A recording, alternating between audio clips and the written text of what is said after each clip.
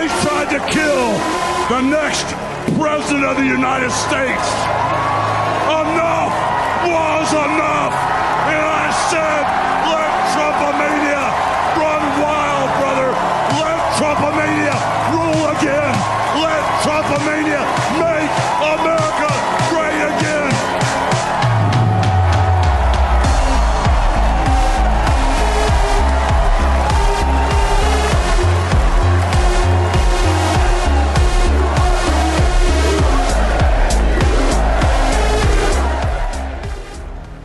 EWBSX, the Cyber Bully. Jews rock.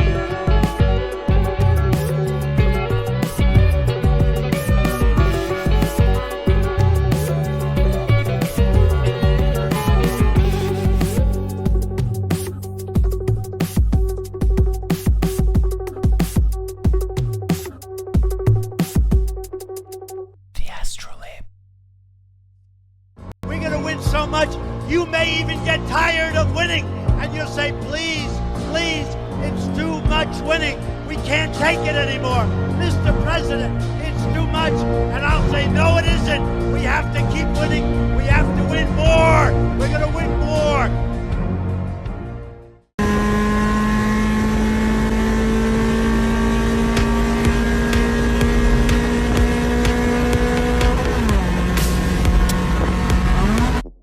Trump's a Jew! Shut up, Goyam.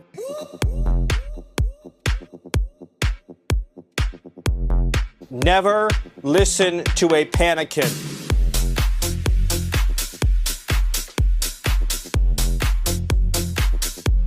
Welcome to the suck, homos!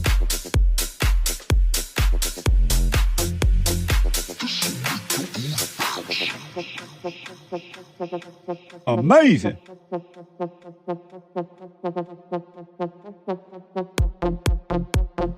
Yes, hello, it's me, a black guy. Oh,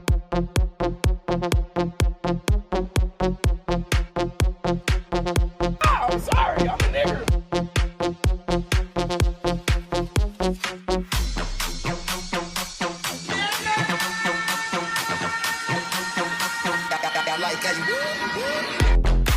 Oh, look at my African American over here. Look at him. It's important to segregate. I don't really care, Margaret.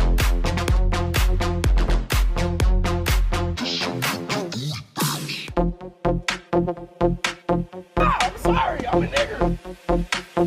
Gross. Ew. Let's go. Come on. Get in. Let's go. I like how you...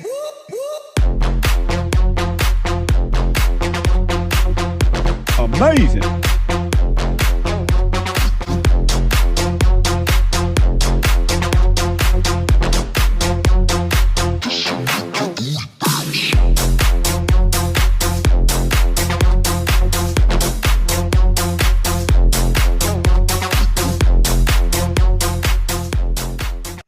What's going on, everyone? Happy Friday to you, and welcome to the Astrolabe.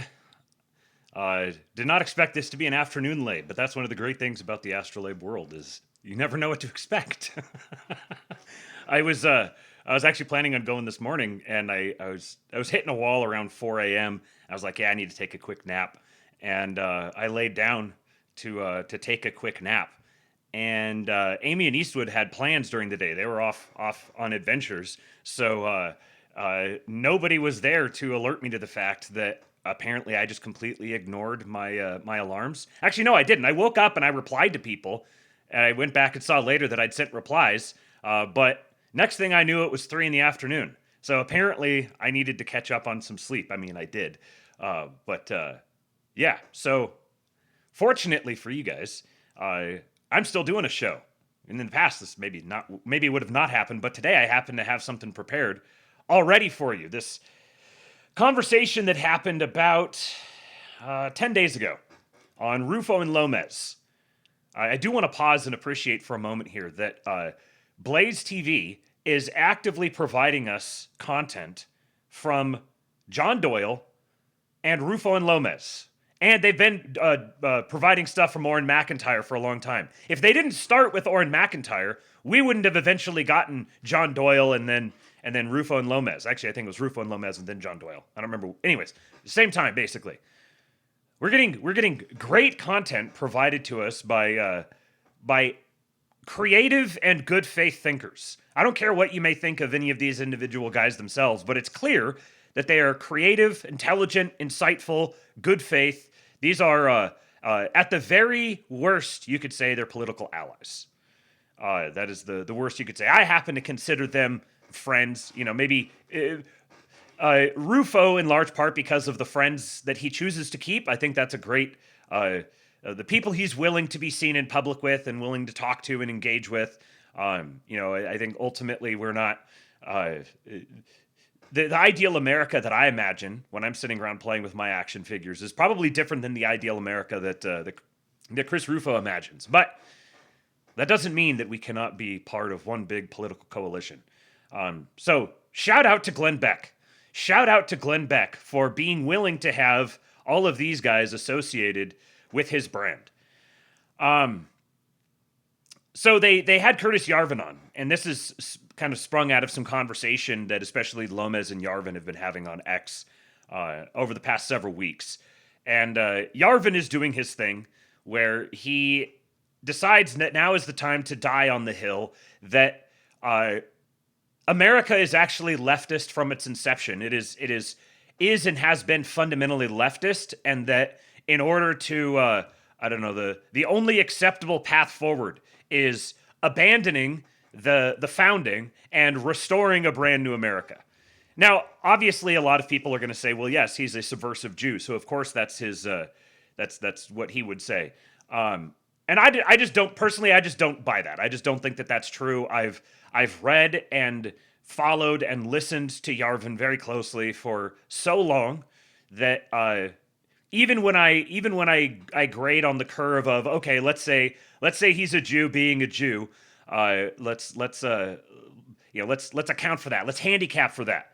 And I still come away with the conclusion that I think that he is sincere. I think that he is operating from a place of good faith, and I think he does have genuine love for America and its people. I think he is motivated that way.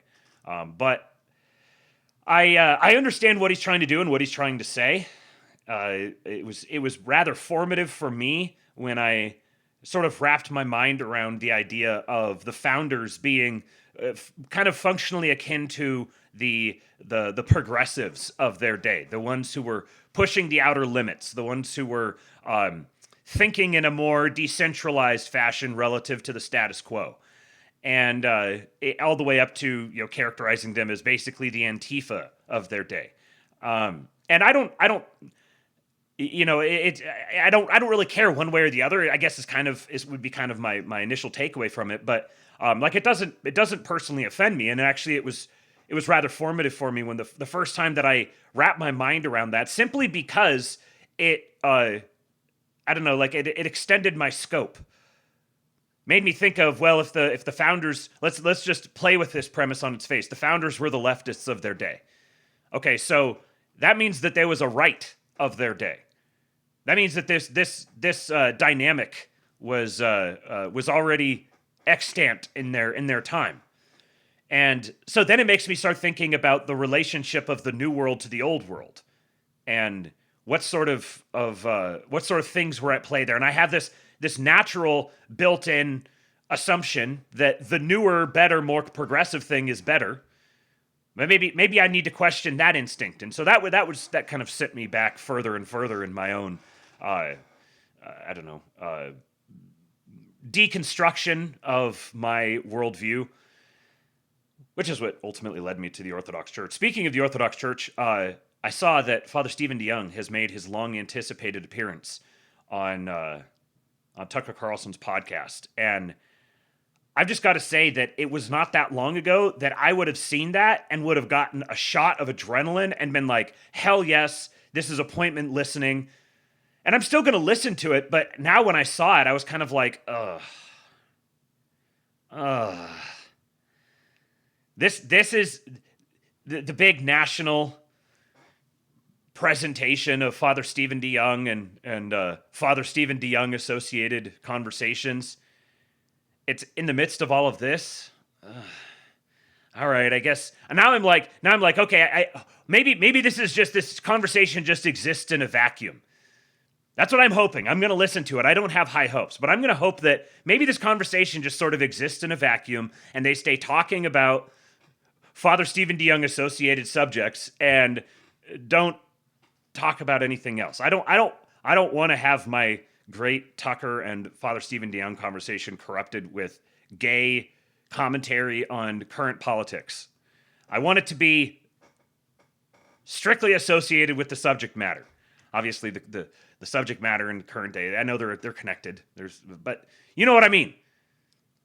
Just don't be gay, Tucker. Can you just not be gay? If you're gonna give me, I don't know, conversational mashups that I once dreamed of, can you just be gay the rest of the time, but don't be gay in those times? That's what I'm hoping. I don't have high hopes.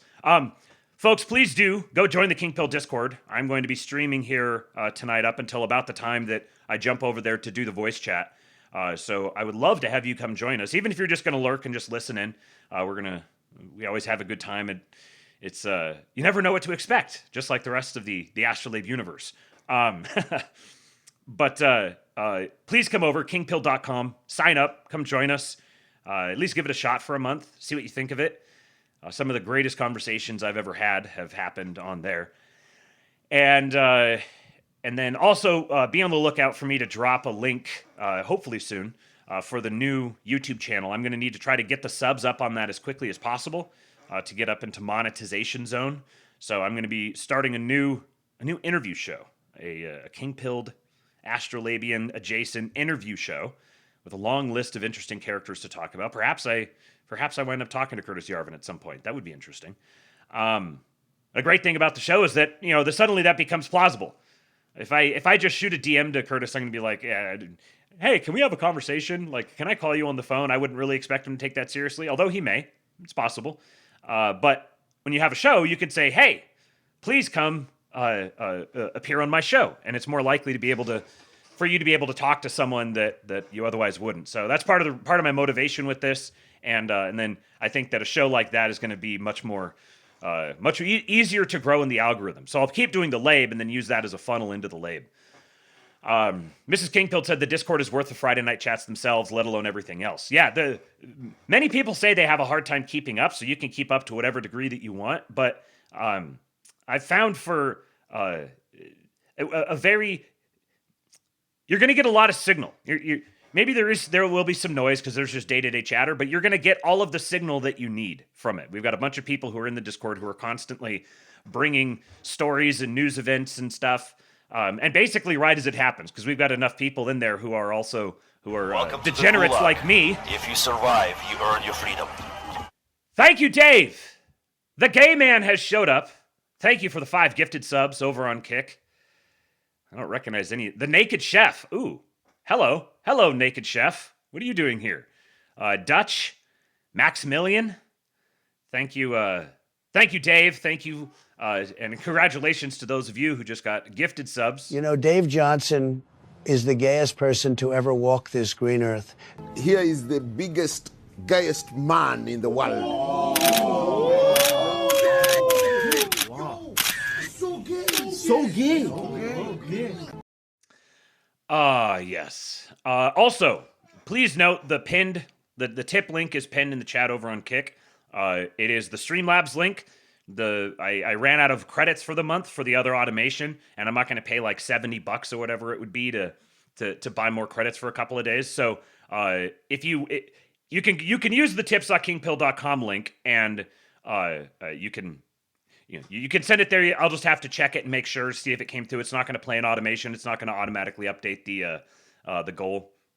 But if you use the pinned link, then it should work. Straight Buster says the Discord made it so I don't have to go on Twitter for anything anymore. Yes, that is hopefully one of the features. That's been kind of an intended feature that becomes a way to kind of crowdsource the narrative. And you just need to, like, once you can establish a level of trust with and a shared worldview, shared values with the people, then you're sort of exporting the signal discovery to other people and trusting that they're going to funnel enough signal that you can stay as up to date as you want to without having to go try to do all the work yourself. So that's the one of the features of the community. Was there something else I was going to... Oh, yeah. The very first thing on the show today, a preview for tomorrow.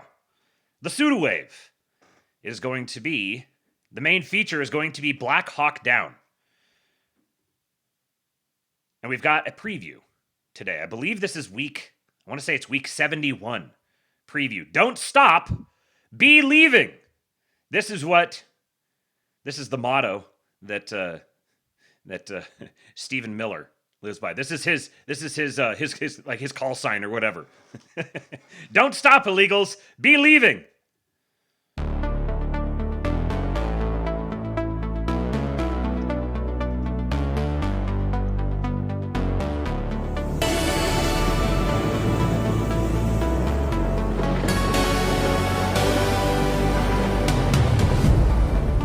Just a small town girl living in a lonely world. She took the midnight train going anywhere. Just a city boy, born and raised in South Detroit. He took the midnight train going anywhere.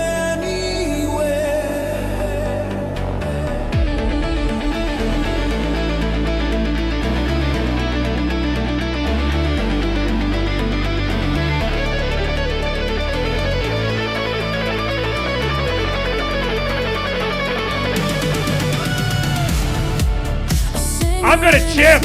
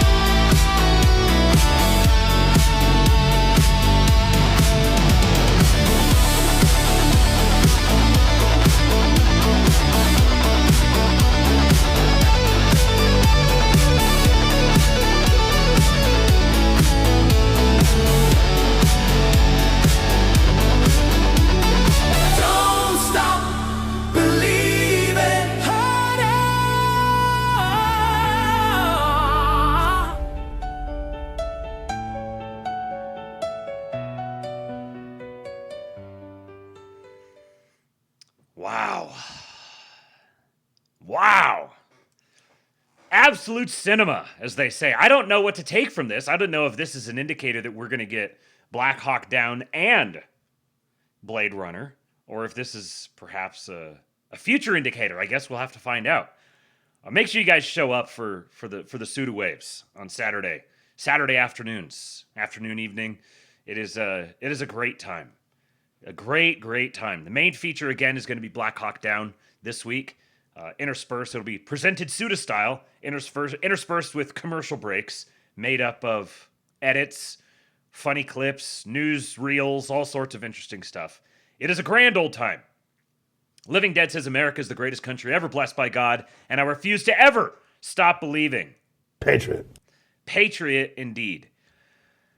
All right, so let us get into this deal with Yarvin, Rufo, and Lomez. Curtis Yarvin says America was rotten since the beginning. This week on Rufo and Lomez, we're talking to the dissident right intellectual Curtis Yarvin. We're going to be discussing where the Trump administration went right, where it went wrong, and if the American mythos is a lie from the very beginning. All that coming up next. Well, it's that time of year. We're talking with Curtis Yarvin, who is beaming in from the Web Summit in Vancouver, Canada, with Cenk Uygur, Michael Tracy, and some other luminaries of the intellectual world. He's making that up, but it's okay. But he's not making up the Cenk Uygur part, so that's going to be huge. It's going to be huge. Stay tuned. But Curtis, we want to talk to you. The Jew and the We're Turk. Getting ready for the midterms. We're almost 2 years into the Trump administration. And I just want to set the table for you. How do you think things are going? What moment are we in? And what's your assessment of these first 2 years of the Trump admin? Well, we talked a little about this online. We chatted a little. The problem is that as I've always said, it's very hard to sort of half cross the Rubicon, or a quarter across the Rubicon, or even 1% or 0.1% cross the Rubicon. And so the problem is essentially that you're sort of dipping your toe in this water. It's more than a toe. The first time it was like, ooh, you dip your toe in the water and you were like, ooh, that's cold. The second time you kind of get in up to your ankles, you're splashing around, you're having a good old time, but it's not a good place to be. The water is radioactive. And so fundamentally, in the first Trump administration, Trump, sort of taught this. He had this incredible Bain speech with his, Bain actually wrote his inaugural address, I believe, something like that. I give it back to you, the people, something like that, and then, basically kind of, intuitively he had these ideas, but actually he had basically no clue what to do with them. And so he sort of handed it over to like the default Republican administration, who tried to run kind of the Bush administration for him. And that was kind of a shit show. And, what's truly remarkable about... Do you guys remember that? Let's see if I can do it with this. When Trump gave this speech. And giving it back to you, the people. And we give it back to you, the people. But we are transferring power from Washington, D.C., and giving it back to you, the people. And we give it back to you, the people. I'd forgotten about that. Yes. There's been many speeches that he's had that are very, that are obviously giving little nods to the whole QAnon phenomenon. The QAnon phenomenon. Donald Trump, who's an amazing intuitive thinker, is somehow in his late 70s, he learned, he changed, he grew, and he came back with this sort of real intent to do significant things in Washington. He was just not really, he was just not really content to be a symbolic president. I'm practicing my Nick Fuentes, hand, whatever, at the risk of setting off a gaydar alarm. But he was not content to have this, he felt humiliated almost by it, and you really don't want to humiliate Donald Trump. And so true. So I'll point out here that that there's something that Yarvin is clearly identifying. He's not glossing over, the change from Trump 1 to Trump 2. He recognizes there clearly is a change, which I think does set him set him apart from many of the, let's say, dissident right doomers who seem to be dooming because they have a, I don't know, they have a genetic predisposition for it. Like there's something deep in their wiring that tells them that they must be skeptical and suspicious and assume the worst at all times. They're going out looking for this sort of thing. I don't think that applies to Yarvin. I think whatever you think about Yarvin, I don't think that he is dooming merely for the sake of it. I think he's too far up his own ass, frankly, which I mean is not saying that much, but it's also, I think, an important distinction to make here that this isn't Yarvin trying to demoralize. I think he actually does mean well, but it's a matter of frame here.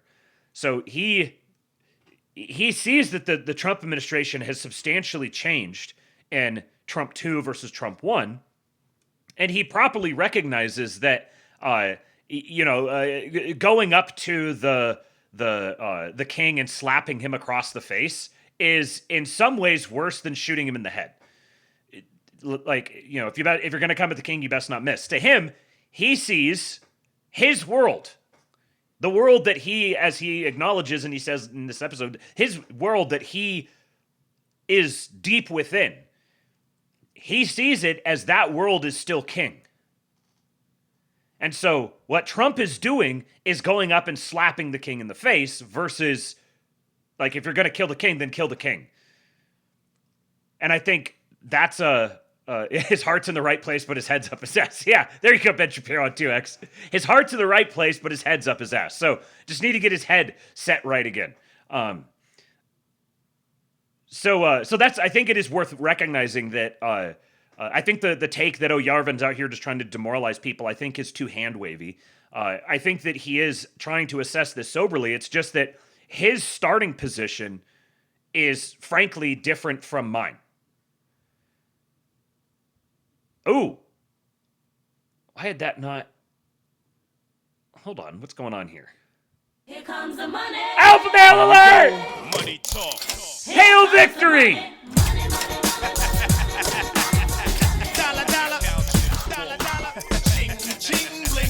Gotta do it the American way.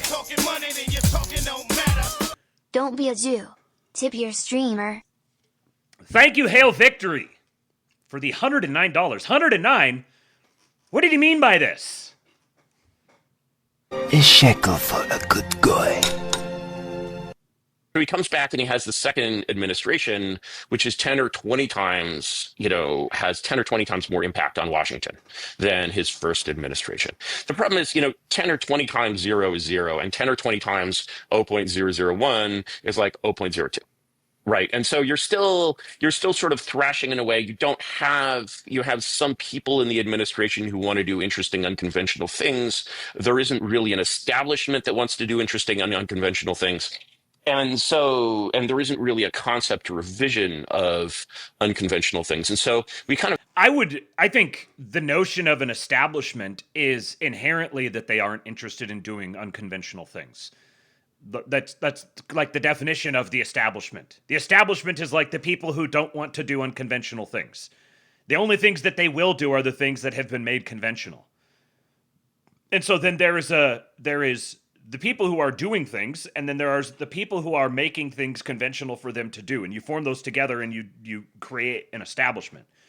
So, again, the gist of Yarvin's critique here is basically they're going in the right direction. They mean well, but it will all come to naught if they don't go all the way. If you're going to go a little ways, you got to go all the way. You can't do little things. It's easier to do big things than it is to do a whole long succession of little things. But I don't think that is I don't think that premise, this is probably my biggest critique of him in this whole interview. I don't think that premise is, I don't know that the premise holds all, like, universally. It is true that in certain times it's easier to do big things than small things, but that's not always the case. It's not always the case that it's easier to do big things than small things. You have to define your terms here. And so what we're getting is a dialectic between, like, reform versus revolutionary. of saw this very interesting dynamic early in the administration where it sort of made the power dynamic very clear and very interesting in that, last time people were terrified for about 3 weeks in November, right? This time they were terrified all the way up to like April or May 2025, right? And they were terrified because these very unconventional things were happening and they realized they could do very little to resist these very unconventional things. And so you see things like, the killing of a USAID, which is so remarkable. I mean, that clip of a guy coming down and taking the letters off, off the building, remarkable. And you're just like, they can't do that. And then you were like, well, they actually can, and they actually did. And people were just like, oh my God, what's next? And then the problem is that basically, for example, in Doge, there were a lot of people on the front lines who had a real sort of image or picture of what they were doing as kind of playing on this kind of true field of like actual power. But the people who were running it were just trying to save money. And so they're like, oh, wow, USAID, that's spending a lot of hard-earned taxpayer money, better put on my green eye shades and scrutinize that accounting, right? They didn't realize that they had no idea that they were taking out one of the really linchpins of the sort of the global international community, US, soft power empire of love, whatever the hell it is, right? They just kind of blundered, they sort of blundered into this, huge power move. And having blundered into it, they very easily blundered out of it. I mean, one of the critical things about the early administration is that things like Doge were done by people that did not have a position in the official org chart. These were not official appointees. This was a parallel organizational structure. So these people could kind of do anything. Then, of course, you realize that we have this peculiar system where when you elect a president, he runs as if he was the CEO of the executive branch, which is really not true. We don't have an executive branch. We have a legislative or administrative branch because the so-called executive branch is not just managed, but micromanaged in enormous detail by the Congress. Which manages its budget, its policy, and of course, its personnel. And so the way American government governance actually works goes entirely through the Congress. The Congress, of course, delegates a great amount of authority to the agencies, has a very close relationship with those agencies, could in theory, return all that delegation of power. But really what I'm going to let him run because he's making the case, and then I have a bunch of thoughts. Happens in Congress is you basically have these sort of two forces that go into creating these incredible packages of micromanagement called legislation. You have what are called lobbyists and what are called activists. And lobbyists are people who corrupt the process of government for money, and activists are people who corrupt the process of government for power. And the activists sell power to their donors, and the lobbyists sell power to corporations with interests before the government. And somehow this giant horse trading structure all works out. And the president might as well not exist from the perspective of this. But in foreign policy, the president has almost plenary authority. So naturally, he's going to go out. He's the king of the world, but he's the show mayor of America. So this seems like exactly right. And I want to kind of drill down on. Okay, so a couple of comments you guys had here. The reform versus revolution dialectic, yes, Ryan Isaac says, is a leftist dialectic. That's the Renaissance dialectic. This is correct. I want to contrast what he's describing here, where he's like, yeah, you're doing a bunch of little things, but really all you're doing is you're just pissing the machine off and turning the Eye of Sauron on you, and then they're going to take back power, and you're going to get thrown out on your ass, and everything is going to get so much worse. I want to contrast that with the case that Matt Dines made in the Mind Print hash episodes that I played for you guys the other day about Bismarck and the way that Bismarck consolidated power. And the way he did it was by winning. Winning begets winning. So the more that you begin to win, the easier it becomes to win. And I think that notion, one of these things is, these both cannot be true at the same time. That it's easier to do big things than it is to do small things, and that winning begets winning. These are fundamentally predicated against each other. So, which one is true? I think that there's a strong case to be made for both of them, but that I think that's where you're where the dialectic falls. That's the terms of the dialectic. Is either you believe that winning begets winning, or you believe that it's easier to do big things than it is to do small things. And then the other thing Lurch said, is he really going to say nothing ever happens and then list a bunch of things that happened? Right. Yes. So he's going back to this, talking about the people at Doge, that the ones, there was like, Georgie!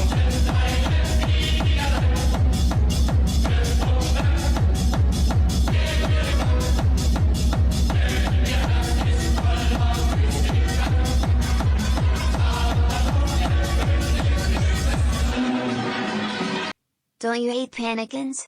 Because I hate panicans. Let's all hate panicans together. Never listen to a panican. So true, Georgie. Thank you, sir. Kingless Kingdom said, the Trump blessing strikes again. Check this out. U.S. whites could become the highest fertility group by 2028-29. White fertility continues to slowly improve, while Hispanic fertility nosedived in the latest data.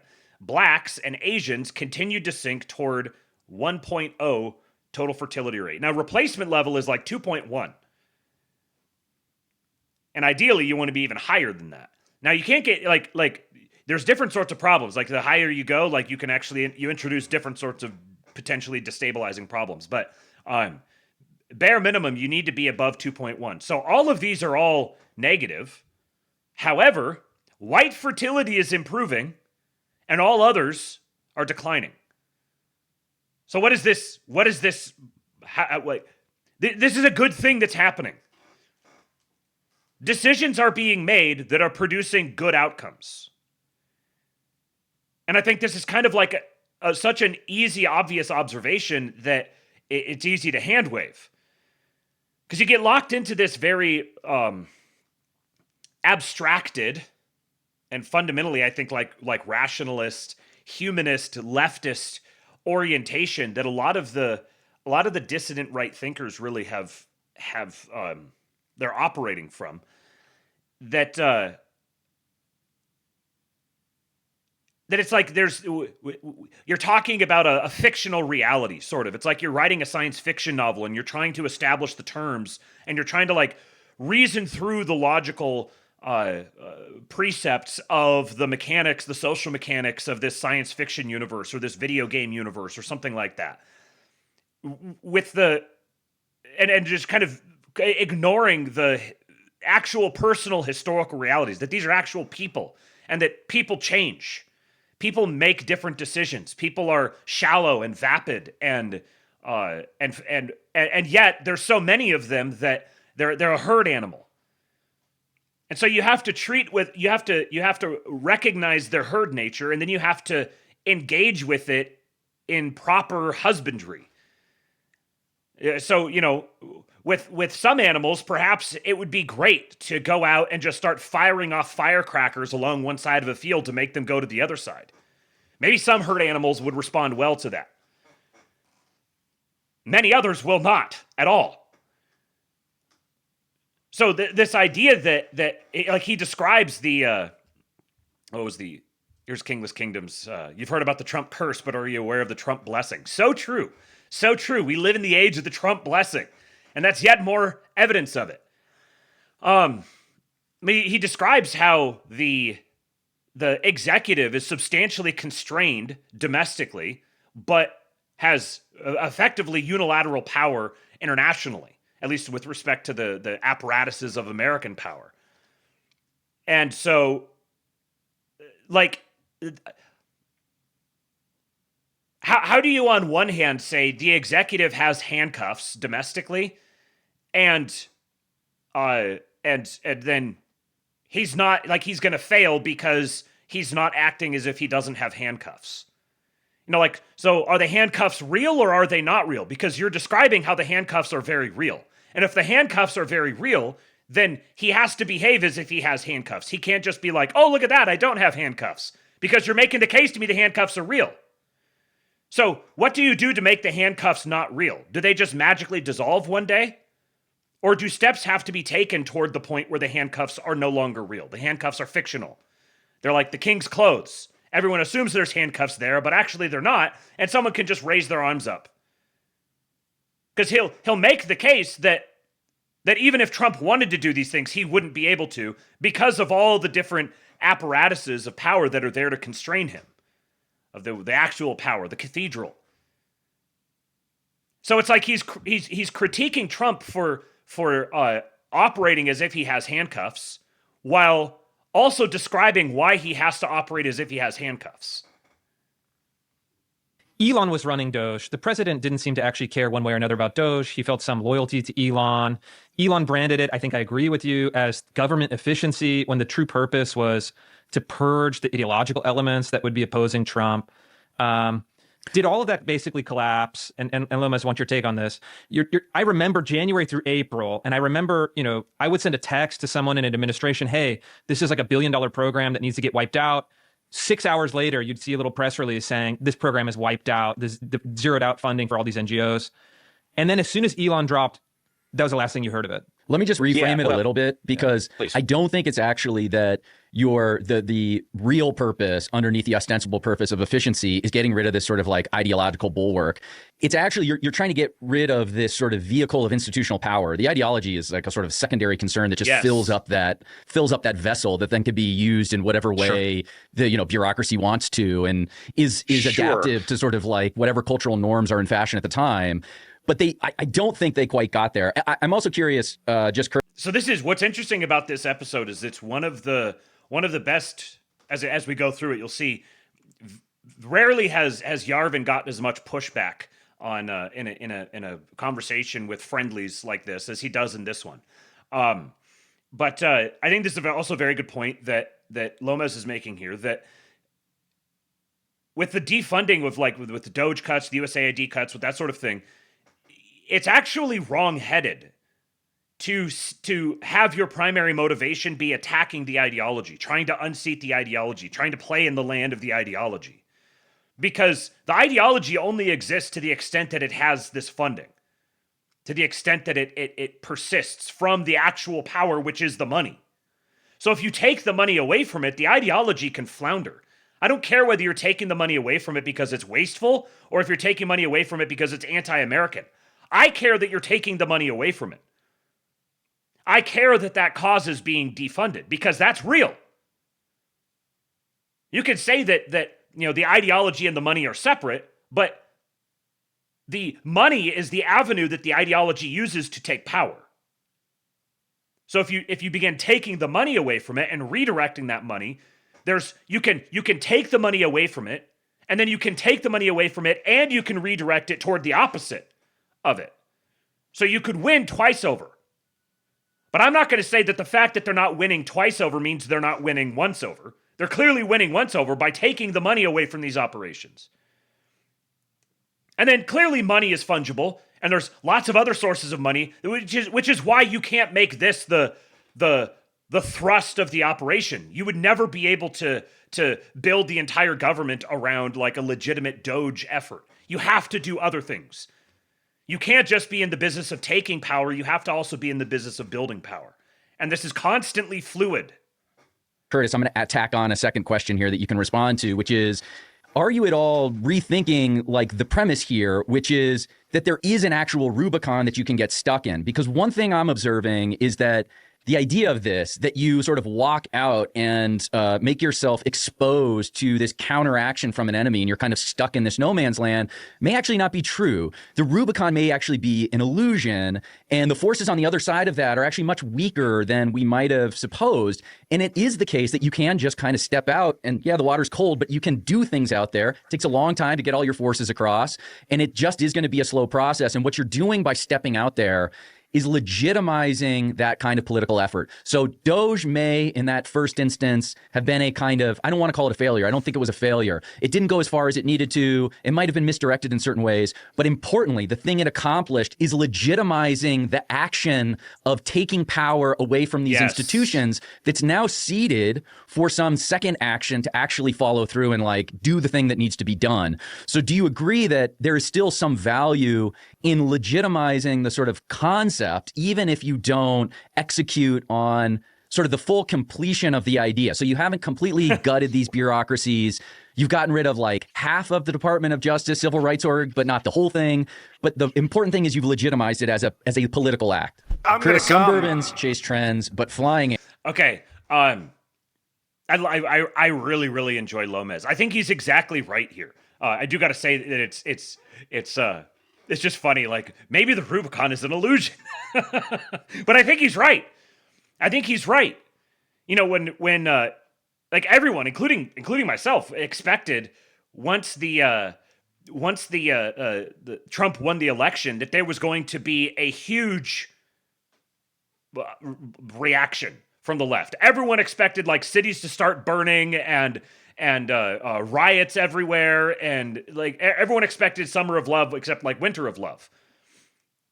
And then it didn't happen. I mean, you had I know Charles Haywood had to say, "Wow, I was totally wrong. Totally mea culpa on that. I expected it. Total mea culpa on that."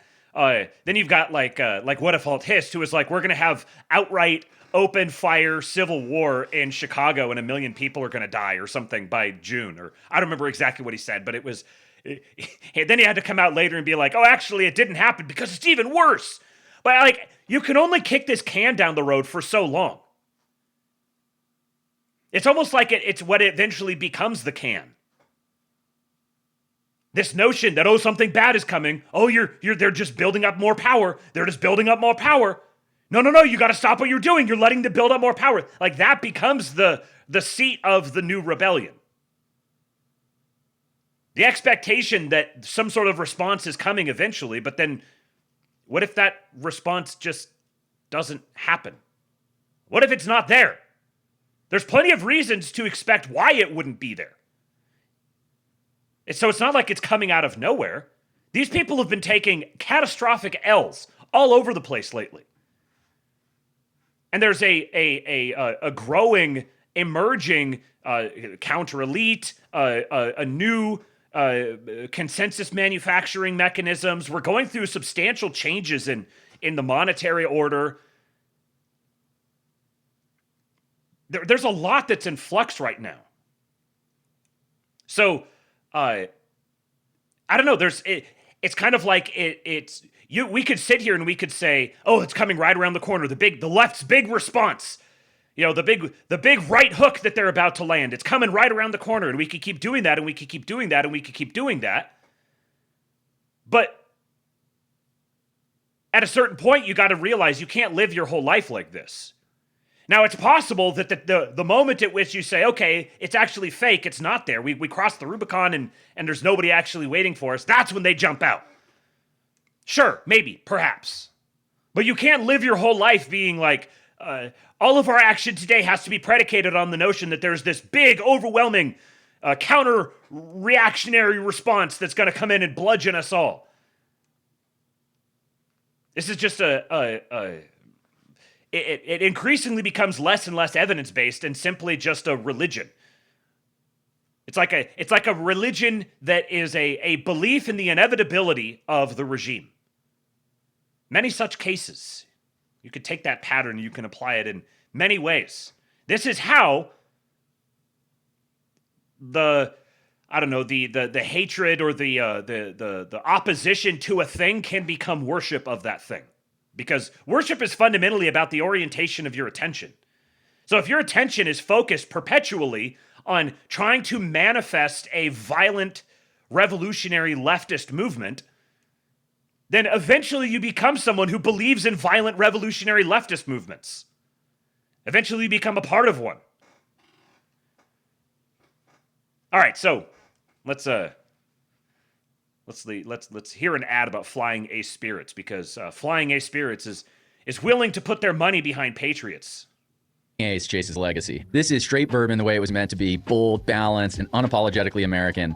No gimmicks, no fluff. This is just real whiskey made for people who still believe in hard work and high standards. Yeah, it is a great product. You should definitely have it. As we head into the summer, if you want to relax on those nice summer nights with a glass of bourbon, make sure to get a bottle of Flying Ace now. The website is flyingacespirits.com. You can use the promo code BLAZE for free shipping. That's flyingacespirits.com, promo code BLAZE. No, because really the fat lady hasn't sung yet. The fat lady hasn't sung yet. Nothing's been legitimized permanently. And you very easily can delegitimize this in the following way. And this is exactly what is going to be done. See how there's this offloading of agency here. No, there's some fat lady that's going to sing, and that's when things are finished.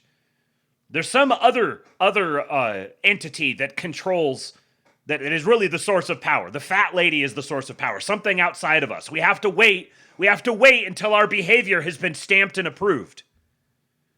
What is going to be done as soon as these people have the executive instruments back in their hands is they are going to make damn sure nothing stays legitimized in the following way. They are simply... This is the crux of it. Why are we assuming that these people are going to get power again? Why would that ever be the premise? No, they're not going to get power again. We simply prevent them from getting power again. Going to prosecute everyone at every level who was associated with that. They are going to prosecute the 21-year-old kids. They're going to prosecute Elon. They're going to prosecute Trump. They're going to make 2021 look like a firecracker. They have the motive, they have the propensity, and they have the opportunity. And it remains true that in all, political conflicts, if you do not win, you are. And sorry, I'm trying to avoid using profanity on your show. And basically this idea that all of this, any sort of idea of when I listened to this earlier, and I thought they'd actually bleeped out his profanity there. But then there's they don't bleep profanity later. So I was like, well, that's kind of weird. I just realized that he just went. Accomplished a little, it's just actually, no, it's not a slow process. The faster the process, the better it works. The slower the process, the less it works. That right there, that is the axiomatic principle that I think I'm just going to challenge it straight up. I don't think that that's true. I think, and maybe this is a unique time in history. I think that's kind of a dangerous thing to. It's dangerous to be like, oh, my time is different. This is the unique time. But at the same time, every time is a unique time. And I just don't think that there is the institutional capture sufficient to do the sorts of big things that he wants to do. To be able to do those big things that he wants, you have to have total cultural, or you have to have enough cultural domination, enough ability to put the fear of God in the actual enforcement troops, forces, the day-to-day sort of people, that they fear the consequences. And they don't have that they don't have sufficient institutional control to be able to actually do it. It's a tough place to be in. Yeah, it would be nice to just come in and just start just throwing elbows and just flipping tables over, but that's sure to backfire on them. Because elections are still going to happen. You're still going to have to be submitted to a vote, as retarded or whatever as that is. It's still going to happen. And being too ho-scaring is a legitimate risk. So what is the alternative? So if you were to, for example, what should they have done? And I think I know what you're going to say, but I'm hoping you can elaborate it in further detail. They should have started bringing down larger and larger agencies, and crucially, they needed to concentrate on irreversible actions. The thing that made, or for example, breaking the Civil Rights Division at DOJ, I think that, you see people like Harvey Dillon, who definitely, I think, not that I've ever met her or talked to her, but I think she sort of gets the game at a certain level, whereas many people are just pretending. And so you need to take irreversible actions, because your irreversible actions, that is the only thing that really throws them into despair. The destruction of USAID is basically not, you broke a bunch of org charts, but actually, just pouring money on the whole USAID, world will pretty much bring it back to life like a dried up cactus. So he says his whole premise is everything comes down to the org charts. You have to disrupt the org charts, because if you don't disrupt the org charts, then that's the machine. And those people can get redirected into other things and bide their time and then just come right back up when power is aligned with them again. But now he's saying, oh, well, you disrupted the org charts, but whoop-de-doo, they can just spin them back up again.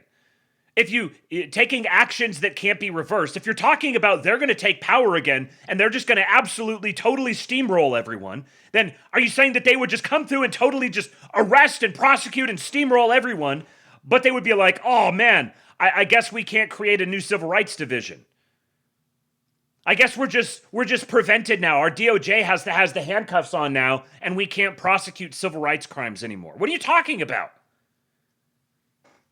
Going and abolishing the civil rights division because it's like a permanent thing that can't be reversed when you're also forecasting an enemy that can just unilaterally do whatever they want. It doesn't. This doesn't cohere at all. In 2029, but you basically didn't break anything permanently or really effectively. My always chosen policy, given the fact that the president has this plenary overseas authority, my chosen policy was always to basically really focus energy on an American Gorbachev doctrine, on really breaking the whole international structure. And that would have entailed, for example, not just removing troops from Europe, but actually shutting down the whole diplomatic structure by actually removing embassies. Because actually the embassy is sort of the central knot in the soft power structures that control these countries. I spent a fair amount of time in Europe because people like me in Europe because they're like, this is a European intellectual from America, right? I have the vibe and manner of a European intellectual. I have my Che Guevara shirt, and so I've got so ironic, fair bro. amount of the European New Right. And it's illustrative in a way. The sort of difference between we're going to break this thing and we're going to operate it for good is sort of very well summarized in the difference between the Vance speech at the Munich Security Conference in 2025 and the Rubio speech in 2026. Many people interpreted these as almost the same thing, but the Europeans were not fooled. They loved the Rubio speech. When they heard the Vance speech, they reacted like the dog just died. Because essentially the policy or the approach that the Trump administration has taken, and I think it's well motivated and I understand it, is like, all right, we're in power, we can do whatever we want overseas. Here's what we're going to do. We're going to take this whole soft power machine and we're going to operate it in reverse. And we're going to use it to promote Western civilization. And we're going to give money to the AfD. And we're going to basically make Americans in the New Right bliss out by talking about remigration and other such taboo things. And people are just on X are having to change their pants. This was 10 days ago, Logan. So it was before the Paxton primary, May 19. I don't remember what day was Massey's primary. What day was Massey's primary? May 19. So this was published. The video was published the day of Massey's primary. So, but he hasn't changed his tune since then. There's been some Twitter back and forths, and he definitely hasn't changed his tune on this.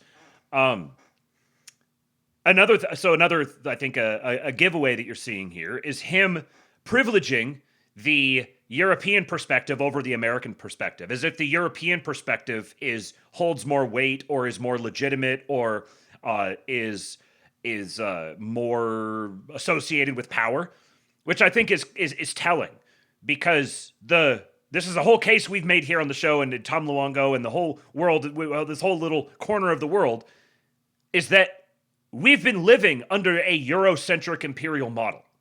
America has been used as a utility in that backstops that Eurocentric imperial model. But we're moving from that. We're moving to an American-centric model. And that American-centric model is disruptive to the soul of the Eurocentric character. And I think what you're seeing is that Yarvin is he's privileging the Eurocentric perspective because that's his people. Like, he grew up as the child of a diplomat. Like, this is the entire world that he's been in. And so it's overinflated in his mind, I think, vis-a-vis, like, the fact that the Europeans are like, what they think about what's happening with America doesn't matter nearly as much as what America thinks about what's happening with America. So if the Europeans liked the Marco Rubio speech and didn't like the J.D. Vance speech, I don't care. I don't care. But likewise, the premise of the best way to do this is actually to withdraw all of these diplomatic extensions from Europe and leave Europe to its own. I think that's a good way to wind up with an even more oppositional Europe. And we don't need to go to war with Europe. We don't need any brother wars. Europe needs to bend the knee. They need to recognize the inevitability of American hegemony and bend the knee to it. 3 times a day. And I'm just like, this is retarded. With all due respect, this is retarded because it's exactly what the Eurocrats want. You know what Greenland was? Greenland was exactly what the Eurocrats wanted. Okay, I got it. We'll have to come back to this here in a sec. Colin Rush, the tips link, the normal tips link is not going to send. It's not going to push through right now because I ran out of automation credits for the month. So the pinned link is the one that's pinned in the chat. That one will work. He said $5. He said the founding precept of a large number of the right-wing voices is that the Republicans have a unified front just because they have an R next to their name. This is obviously false. Yes, obviously false. Like it's a united front in a certain sense, in like an electoral sense, in that it is a strong signal for a component of the coalition, but because like the more good Republicans you get, the more isolated and politically pressured the bad Republicans become. This is why I say if you hate the Republicans, vote for them. Because if they have a substantial majority in the House and the Senate, and it becomes clear that they're just obstructing for the sake of obstructing, it actually highlights them as traitors. It highlights them as people who are in it for their own sake. So if it's not possible in this election cycle, but if you had 66 Republican senators and 275 Republican congressmen, then you're talking like, frankly, it wouldn't actually exist because the system is not constructed currently to be able to accommodate that sort of a wide majority. It would only persist maybe for a single cycle, but it's going to cause a breakup in the party alignment, and I don't think that it would persist for a long period of time, but it would force that changing of the guard. It would force that realignment. So if you truly are like the accelerationist who wants to accelerate us into the next stage, that's the way that you would do it. But yeah, clearly there's an insurgency within the Republican Party that is racking up wins at an incredible rate, throwing out long-term incumbents all over the place. And if we get a substantially blue region to flip Republican here in the near future, that's going to be brain-breaking for a lot of people. I'm saying like Spencer Pratt in LA, or a Republican governor in California, or Oregon elects a Republican senator, or anything along those lines is going to it's going to create the sense of inevitability behind this project. Thank you for the $5, Colin Rosh. People are just like, on X are having to change their pants 3 times a day. And I'm just like, this is retarded. With all due respect, this is retarded because it's exactly what the Eurocrats want. You know what Greenland was? Greenland was exactly what the Eurocrats wanted. And the thing is, this is one of the things that happens. Unless you actually did it. Even if you actually did it, they love it even more. They would be creaming their pants. They were already creaming their pants because who cares? Why does it matter to me what they think of it? Actually completely playing into the frame. The idea that, for example, the State Department would fund the AfD, the alternative, the German, new right, any new right organization. You talk to any of these people, and there would just be like, this is the kiss of death that would kill us. 50% of you watching aren't subscribed, so hit the like button. Subscribe. There it is. There it is. Trump or Republicans operating in the interests of America makes life hard on right-wing movements internationally. No, we can't have an American right-wing movement. We need to have an international right-wing movement. And if the American right-wing movement challenges or makes things harder for the international right-wing movement, then that's a bad thing. I mean, I would challenge the premise on its own terms. But why do we even have this premise? Subscribe now and share this episode with your family and friends. I was talking to someone. I was in Zagreb the other day. I was talking to some Croats, and the Croats are actually pretty friendly with the Serbs today. And it was sort of noted. Not only was it noted that Vance went over and lost the election for Orban, or at least put the knife into Orban's back, but they were joking in Serbia. The opposition in Serbia was joking that Vance should come to Serbia too and lose for Vucic in Serbia, right? Trump did it in Canada, right? I mean, Trump did it in Canada, everywhere. I think it's a little strong to say that Vance lost the election for Orban. No, he was probably going to lose anyway. Yeah. But the thing is that certainly that intervention there had a negative impact. This is the difference between basically. Ozarker Pleb says Matt is summoning his inner Miranchuk on this interview. 10-1 commentary to watching the interview ratio. So true. Straight Buster says I don't give a fuck about cucked right wingers in Europe. Right. My frame for when I can care about the right wing brethren in Europe is when I have control of my own country. We're going to take control of our country, and then we can turn our attention to the plight of the right-wing brethren. But I'm not going to sacrifice. This is just a perpetuation of the existing regime. The idea that Americans have to sacrifice our interests for the sake of our international brethren, our international coalition. No. We're going to protect our interests, and we're going to do what we're going to do. America is going to do America's thing in the interests of Americans. And then all of our brethren are happy to come alongside us, and then we'll provide them substantial support to whatever degree we need to. But it requires that they bend the knee. Sorry. This is a historical inevitability. Sorry that your homeland is not the greatest land in the world.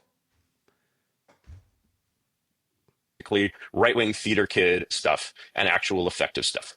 The right-wing theater kids, such as ourselves, let's face it, the right-wing theater kids really want to hear, ooh, we're supporting the new right in Europe, we're using like whatever. That is something that plays well to the base and is like good and is what people want to hear.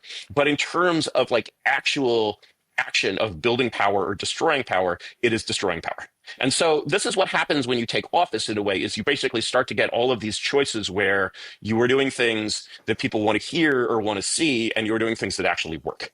And so if you I have to defend real quick. I have to defend the Rufo and Lomez show. We have been highly critical of performative politics, both here and abroad. And like all of these things you mentioned, we actually did talk about because I think we share your critique. They were clearly in opposition to the outcomes we're trying to achieve, even as they sort of ostensibly kind of galvanize the base or show them that, we're doing something, we're acting as if same the thing with mere the ICE fact of deportation acting, videos. Yeah, as if the mere fact of acting is itself the goal. That's right. And that's basically what comes of like existing within this kind of performative space. And you're just like running the score up like 6-1. And you don't notice that the 6-1 is you've scored 6 own goals and they've scored 1.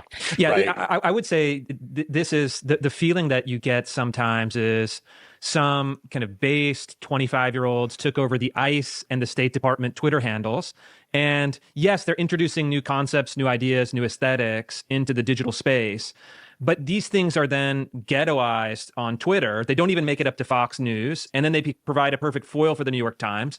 Meantime, if you look at the actual hard numbers for the supposed substantive purpose, things are stalling out. And it's not even about that. You're feeding your audience kind of memes and symbols and tweets, while the structure of the problem in some ways actually gets worse, because then it's harder to perform the actual task at hand, leading you to the natural question, do we even want to solve the problem? And I'm not sure the answer in these cases is yes. And so I think that there is a I basically comprehensively disagree with everything they're saying here. I think that there is something to the notion that you like, for example, the Greg Bavino approach had a place and time, but you couldn't make that the whole thing. You couldn't make that the entire operation, because it creates the way I've said it is that what Bavino was doing, being very performative and provocative and demonstrative with all of this, was it was increasing the institutional attack surface for the administration in the actual deportation effort. Because it's still a reality that deportation efforts can be hamstrung. There's all sorts of different ways that it can still be validly, legitimately hamstrung.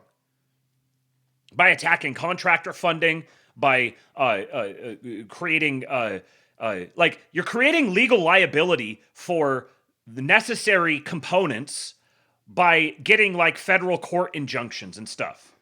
Like, yes, when you get them, you can fight through them and you can navigate through that process, but it does slow things down. Time does pass with fewer people being deported than could have been deported otherwise. And there is no just ignore those things and just operate anyway, because now you're asking both agents on the street who are free to quit if they want to, agents on the street, various different logistics contractors and other enforcement mechanisms, and state police and local sheriffs and all sorts of different people who have to consider their own legal liability now. So you don't want to get to the place where you're triggering those sorts of responses. You have to signal just enough, but then you actually, to maintain your operations, you have to stay under the radar just enough. And so all along, this should have been recognized as, number one, DHS signaling to their most, let's say, radically hardcore engaged base, hey, patriots are in control. We're sending up a little signal that you can see. Doesn't have to be for everyone else. It's just for you to see. It's for you to see, for you to recognize, so that you know what's happening, and we can invite you. We can create a pipeline for you to come get involved. But it doesn't actually have to. It's actually better if it doesn't actually penetrate out into the popular culture. What Bavino was doing was penetrating out into the popular culture, and it was having a negative effect. Straight Buster says Bavino's cowboy methods ended with 2 dead libtards. Even people that want deportations don't want to see that. That's a way to turn people against mass deportations. People will support mass deportations. People want mass deportations. They just don't want to see it happen. So you need to energize the base. You need to put the fear of God in the actual people who need to be deported, but you also need to not turn public opinion against it, because, again, there's going to be elections, and you have to manage those elections. And that, to me, is the crux of the dilemma that we find now that will become obvious to everyone after the midterms, if that theory is correct. So there's 3 levels here, and the first level is basically what, excites the base or what people want to see on X or whatever. There's a case for motivating your base. Mm-hmm. One other thing I'll say is to speak out of my mouth, out of both sides of my mouth a little bit on the international thing. I'm going to do the jingoist, like America first. Americans don't give a fuck about the right-wing movements in other countries. While at the same time, I do recognize that in a similar way, you don't want to go so far that you actually just straight up make enemies of everyone. Like, America's not going to be better off if they're just enemies with the entire global order. You need to restructure the entire global order, and you need to bend it toward the American hegemony and in alignment with American hegemony. But that American hegemony needs to be beneficent and gracious and magnanimous. It's just imprudent to try to make enemies of everyone. But at a certain level, people sometimes need to be knocked down a peg. But basically that first level doesn't consider the other 2 levels, and therefore it is retarded. The second level, and my concern is once people wind up getting past the first level, they got into the second level, which is also retarded.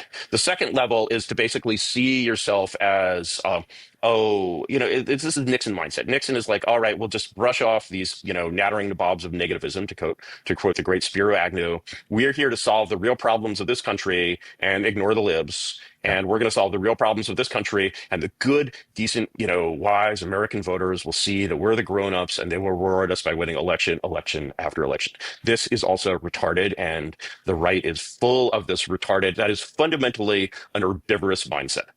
It is fundamentally defensive and herbivorous. Mm-hmm. The real game is basically every action in a contest for power. And they understand this perfectly, like they're just born to understand this. In the context of a contest for power, The only proper criterion for is this an effective action is does it make all further actions easier? And so if you're basically very fascinating.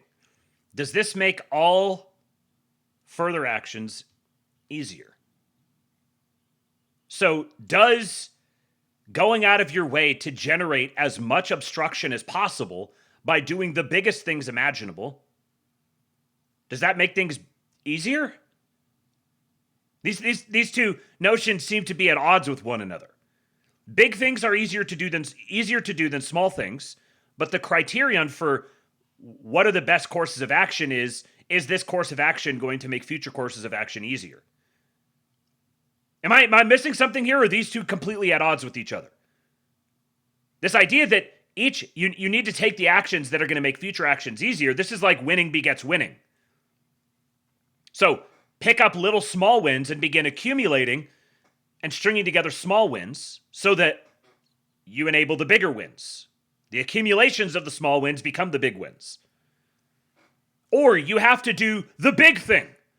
You need to go in and you need to abolish the Department of Justice. You need to outlaw Congress. What? How is this making future actions easier? No, you're actually generating a focal point, a shelling point for your enemies to consolidate around. When you do the big things, they, as creatures of power like he's describing them, they recognize what the big things are, and they don't need to coordinate. They will innately, intuitively, instinctively crowd to provide the most obstruction and most opposition on those biggest things. spending your power on substantive results that are just good for the American people, and it doesn't pass that third test, it's retarded. Because actually, the real question is existential and binary. Does this regime live or does it die? And if it dies, is it replaced by something that actually works? Everything short of that is just small potatoes. Yeah, all right, sure. So like the rapid change in demographics, the major outflow of foreign workers, the increasing white fertility rate versus everything else. Like none of these things, like we've got an Equal Employment Opportunity Commission that is suing people for discriminating against white people in their jobs, enforcing English speaking. Like there's just so many things. Colin Ross says, does completely replacing the immigration judiciary with our guys make the next thing easier? So many of these types, it's like they're doing science fiction. Their theses are like internally coherent, but not applicable to actual reality, not reflecting actual reality. Or like, let's take Dobbs, for example. All right, Dobbs succeeds at level 1. Dobbs succeeds at level 1 because you're like, yeah, wow, pro-life Supreme Court. At level 2, probably prevented some abortions because now you need to get a, $49 Spirit Airlines. I mean, well, you can't even get a Spirit Airlines ticket to get. You got to spend $79 on Frontier if you want an abortion. That requires planning. That requires forethought. Probably save some lives if you're pro-life. On the other hand, what did Dobbs cost? 30 seats in the House, 5 senators, a huge, whatever the fuck, excuse me, whatever, you can bleep that. Whatever, it was basically a pure power cost. And so when you're thinking in terms of basically and yet where are we at now? So you're saying maybe in the short term, there was a big power cost, but where are we at now?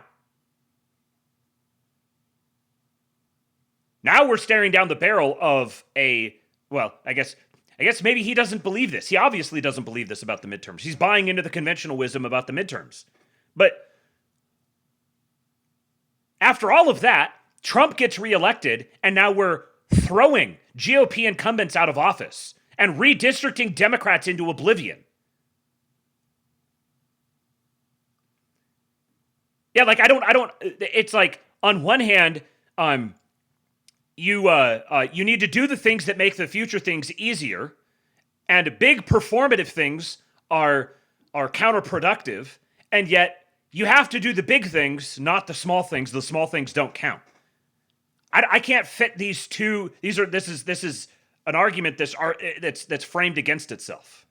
realize that your enemies only care about power. They do not care about issues whatsoever. They will throw anyone or anything under the bus for power. You go back to my analogy, which I'm sure you've heard, is that basically even the new right, not just forget about the Republicans, the right cares about power the way a wine snob cares about alcohol. The left cares about power the way an alcoholic cares about alcohol. And the right is like, ooh, this wine, it's a 2016, not a great year for Bordeaux.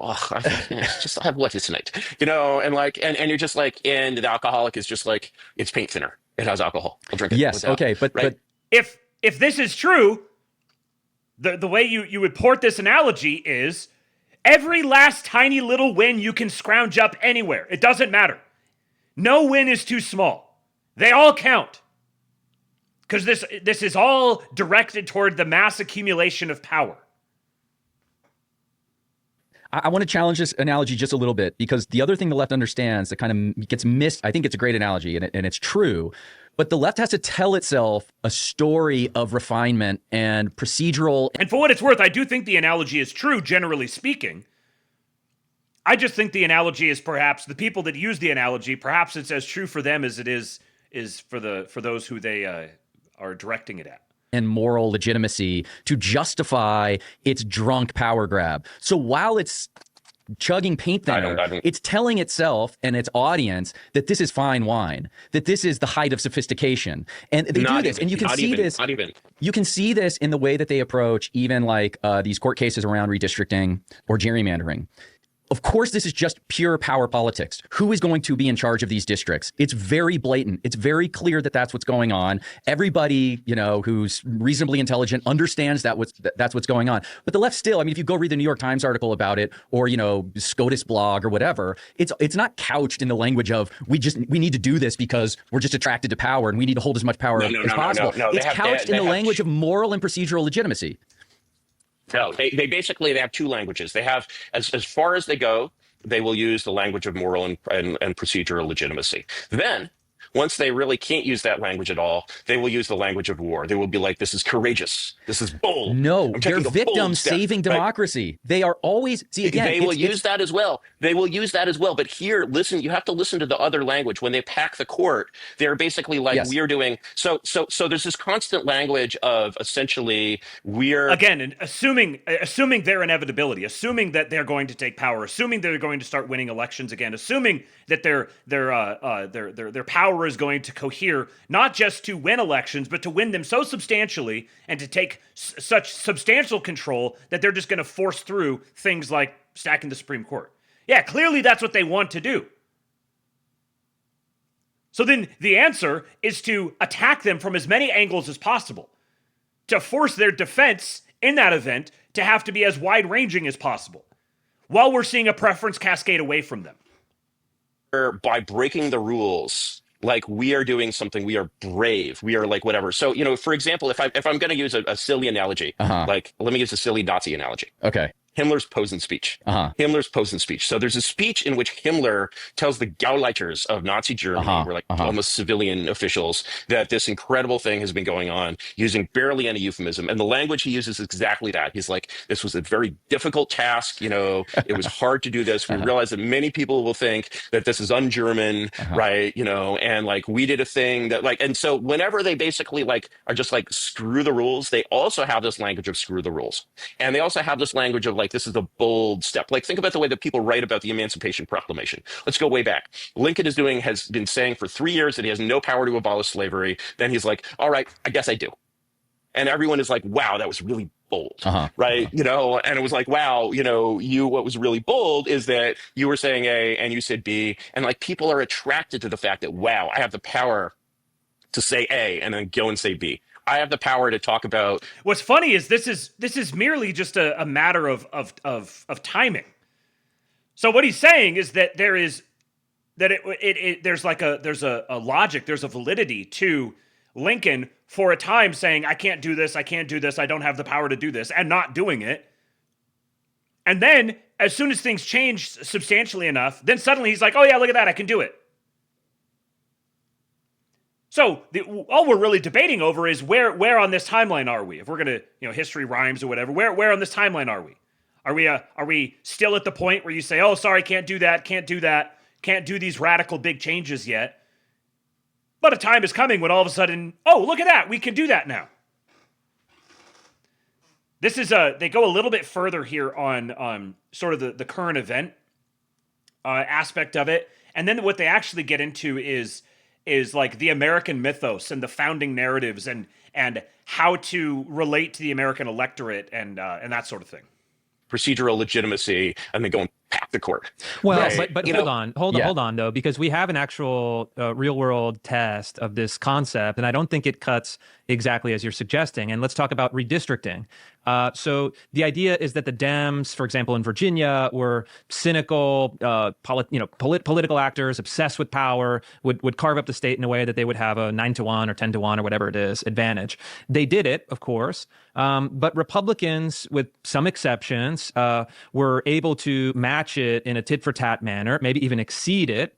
And then in a state like Indiana, where Republicans balked because of this kind of respectability or naive view of how the Constitution and redistricting should work, all of those incumbents got knocked out in primaries. And so I think the distinction or the nuance to your point is actually Republicans, as you said, are very good at winning elections. They're good at the kind of consultant class, knocking out primary challengers, having redistricting, getting judges through. Trump, of course, and even Mitch McConnell, very famously, used the procedure to get the majority on the Supreme Court. I think the problem is, and this is why we saw Doge ultimately not succeed, is that they haven't gone to the next step, which is... Drives me so fucking crazy when people talk about Doge not succeeding. It's just like they're not deporting anybody. Like, this stuff's not happening. It's just... I mean, and he gave the example of how, things seemed to were just flying early on with Elon there, and then everything fell apart or whatever. Like clearly things changed. But the fact that things changed doesn't mean that Doge didn't succeed. Actually, by a proper metric, I would say Doge was even more successful. Because again, if Doge formally, as Doge, the original several weeks or months or whatever where that was the case before the falling out with Trump and Elon, that meant that Doge was like an isolated thing that could be attacked. It became one of those shelling points for people to consolidate against. But no, Doge just kind of just disappeared into the federal government. It's embedded in there now. And now they're just slashing all this stuff all over the place. And they've got a White House fraud task force, that is doing the things that Doge was constructed to do. We've got a Treasury Secretary who is now enforcing strict, rigorous controls over the payment processing by the federal government. All of these things, all these policies got put in place, and then, sure, the Doge agency could stop existing in a formal sense, which actually it didn't even. United States Doge Services is permanently changed. It is now the United States Doge Services, and they've got Doge teams embedded in all of these different agencies that are reporting back to Russ Vought at OMB, and they're slashing things like crazy. So, like, this idea that it just failed is so I don't understand how people operate within that frame. Is they assume that things that have been happening, like defunding NPR was a major lift. The things that have been happening, the institutions that have existed, are legitimate and require deference. And this is really ultimately a spending problem and a Congress problem. Trump has been pretty good on judges, on redistricting, on lining up the right leaders for kind of various policies that he wants to get in a small way. But the ultimate thing is we're spending the money on the wrong things. You could pass a bill with 51 votes to just turn off the tap of funds to almost any program besides, some entitlements, which Trump doesn't want to touch anyways. And so isn't it actually like a much more limited problem that you just need to convince the majority in Congress to use the power of the purse in an effective way? You need to educate members of Congress that actually, sending $150 billion a year to universities is not a good thing to do, et cetera, et cetera. They're not. It's not a matter of education. These people know exactly what they're doing. They don't, man. They don't. I've talked to so many congressmen. I have done congressional breakfast, and you go in, you talk to them about critical race theory or whatever it is, they have no idea. I know, but if they idea. wanted to have an idea, they would. And the thing is, there is no Republican Party. Like, the thing to understand here, like, you're much more in the trenches. You're much more, in there. Like, there is no Republican Party. There is a bunch of people who basically grift off of the, loathing by ordinary Americans of their vast parasitic government. But these people do not want power. They do not think in terms of power. They are not a power-seeking organization. There is no Republican Party. All of these people are out for themselves. And this is why, for example, McConnell denies Trump recess appointments. It is why, if this is true, see, here again, if this is true, if this is a reality, that all of the different operators that you would need in place who are bought in and fully understand what's happening and they're fully committed to the process, if that does not exist, if it's true that that does not exist, then doing the big things is definitionally impossible. Because doing the big things requires all of that buy-in from all of those people. And if those people are just animals that follow power, then the power has to be properly expressed. And trying to bite off more than you can effectively chew is not power properly expressed. If it's true that this coalition is comprised of a bunch of self-interested grifters, then it's a fucking miracle that they've accomplished what they've accomplished so far. these are individual actors. They don't owe Trump anything. Yes, he can basically mess with them in a lot of ways. That means they need to pay him a little bit more lip service. But, whenever you're thinking in terms of power, the question to ask is, could I 10x this? And if I could 10x this, could I 110x this? And if I am not doing that, then why? And fundamentally, the incentives for this is why you'll notice that basically, why are these Southern governments, even with the right to fully gerrymander their states, South Carolina, for example, Democratic seats. Yeah. Why does McConnell doesn't even want to be majority leader? That would give him much more. That would give him much more responsibility. What he wants is basically then he could actually be held accountable for things. He'd much rather be in the minority. This right here is exactly the point that I've been making about the Republicans in general. This is why you vote for them. This is why you give them larger majorities. They don't want those majorities. Those majorities are going to be forced upon them. They're going to be forcibly held to account. And the ones who fall aside are going to be replaced. They're going to be primaried.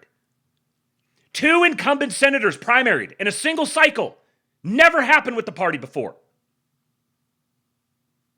There's decades-long incumbents being thrown out all over the place. This scares the shit out of them. This makes it clear to them the only future is with Trump. This is the act of solving the very problem that he's presenting. And actually, these people they want, their fundamental interest is in being senators and congressmen. Okay, they will say or do many things that they have to do to keep being senators or congressmen. That involves certain amounts of lip service, et cetera, et cetera, et cetera. But we are just not serious. When you look at what a serious party is, it has it's a historical phenomenon. It's a normal historical phenomenon. It's night and day. It has nothing to do with the Republicans as we know. If you're not already a subscriber, you're missing everything that's happening here on Blaze TV. The new Blaze TV network is where you can get news, commentary, shows, documentaries, everything you need to stay. See, the thing is that the premise that he's using here is not one that's distinct to him. This is actually, he's expressing a general perspective among the broader dissident right in general. And this is why I want to highlight this with him here, because what you're seeing is that the so-called dissident right is operating from a Eurocentric perspective. They're actually uncomfortable with the idea of replacing the existing empire with a different one, because the one that's coming operates differently than the one that has been around. And there's this fundamentally conservative instinct that no, we don't need to do anything crazy and dramatic, which leads to these totally incoherent things where the arguments are constantly contradicting each other. Yeah, Doyle's ads are better. To get $20 off your subscription. That's blazetv.com. Use the promo code Rufo. Sign up today, support the show, and support everything we're doing at Blaze TV. Okay, Curtis, let's drill down on this then. The problems of the Republican Party. Is it a coordination problem? In other words, there aren't clear goals. There's no Schelling point. There's nothing that can sort of bring them all into alignment with specific outcomes. Is it that? Is it a personnel problem where, for whatever complicated set of reasons, we are just selecting for the wrong kinds of people who understand this requirement for coordination and focus and how to leverage the power of their seats? Does it have something to do with the weird coalitional dynamics of the right that makes it sort of constantly at odds with each other? So let's just focus on, like, I'm going to take your premise here. What is the underlying diagnosis of what's wrong? The Schelling Trump. The Schelling point is Trump. The Republicans, what's wrong with it is that it is a lie. The Republicans are grifting off of people who went to 11th grade civics class and watched how a bill becomes a law and believe that this is the system, actually the way the system works. Mm-hmm. And actually, of course, if you're actually a congressman or a senator, there is no parliamentary procedure. You know, it's like my own stepfather worked on the Hill for many years. He worked actually for Biden for a while.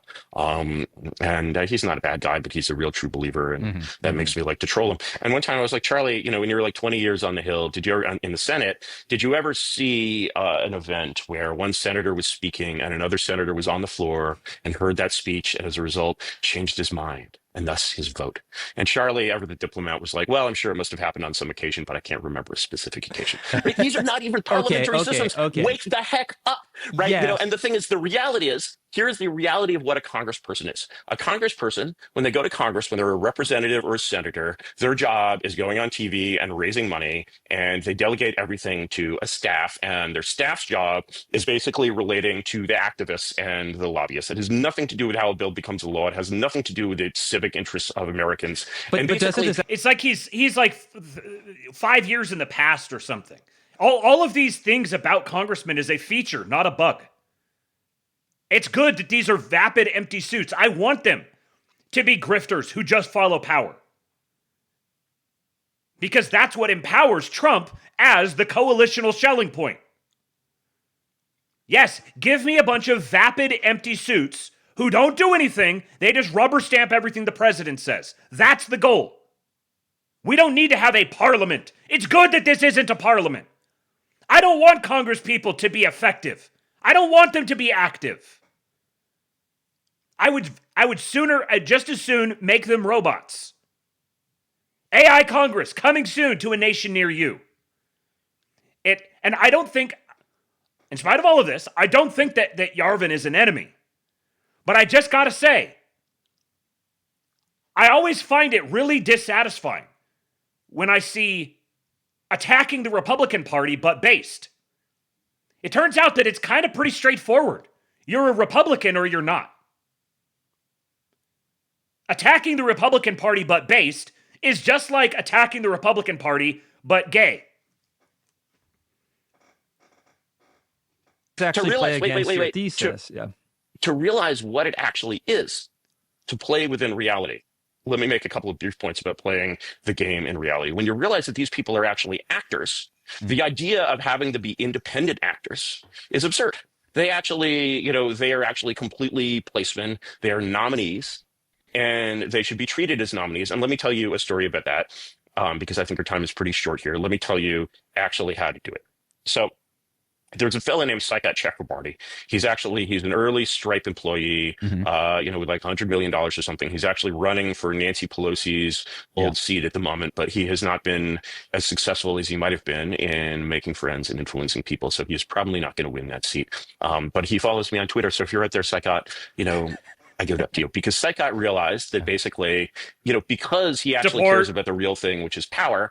He's a communist, obviously, because he actually cares about the real thing, which is power, and doesn't fall for any of the BS about how about the flavor of the wine.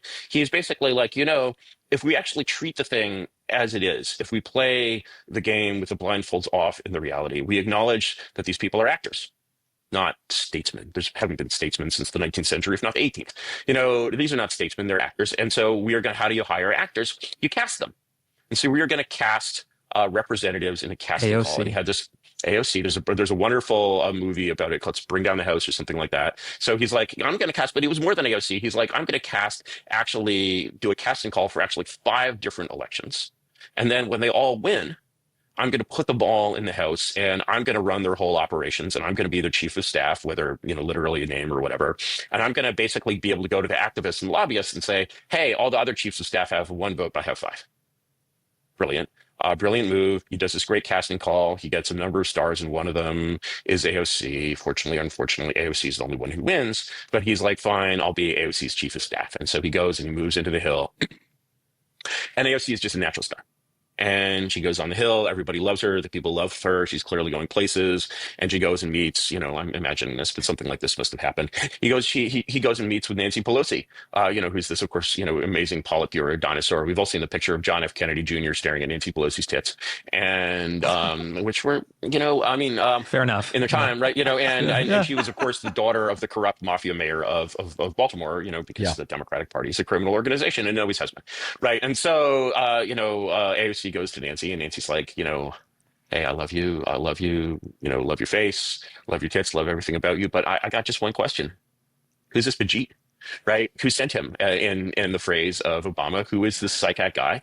And you can bleep that if you want. And poor psychic gets turfed out on his butt for someone who's actually part of the machine. So he did something interesting. He did it too small. He did it and I'm like, no, what you would actually need to do this right is you would basically need to cast someone, and this should already have been started a long time ago. You need to cast someone in every congressional election. You need, really a Project 469, because there's 69 seats up for election. You need to cast someone in every one of those. You need to make it a giant reality TV show. And then when those people get elected, however many of them get elected, it's very simple. They work for you. If they want to keep, they're like MPs in the UK, if they want to keep being part of the whip is absolute. They're like Democrats. The all you need to do is just own every single seat in Congress. Okay. What am I supposed to do with that? All you need to do is own every single seat in Congress. If you're not doing that, then you're not going to win. Why are we operating under the frame that Congress needs to persist? Why is it that the only people who are valid or legitimate are the ones who are perpetuating the status quo? See, here's where there's another fundamental contradiction in this, where,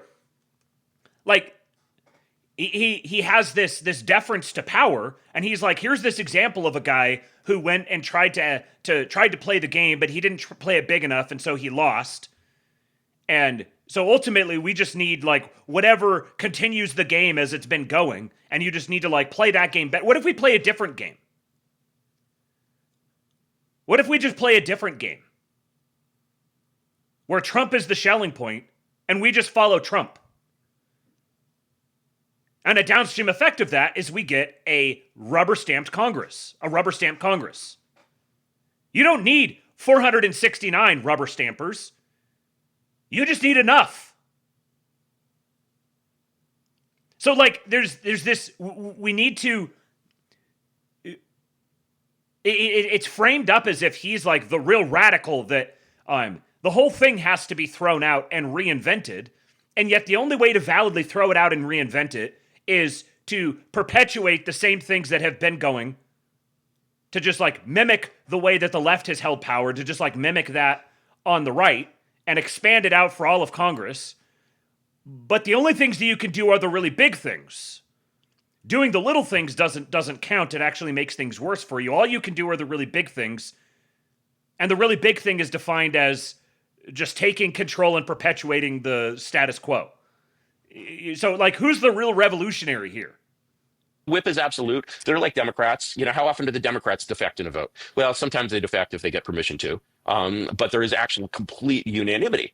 If you get a majority in the House or the Senate, or the House and the Senate, and that majority consists of actors who are elected to these positions who in fact work for Donald John Trump, suddenly you have a President Trump is not just the president of the world, he's also the prime minister of America, and he can do whatever he wants. Yeah, okay. And so Is this not directly where we're headed right now?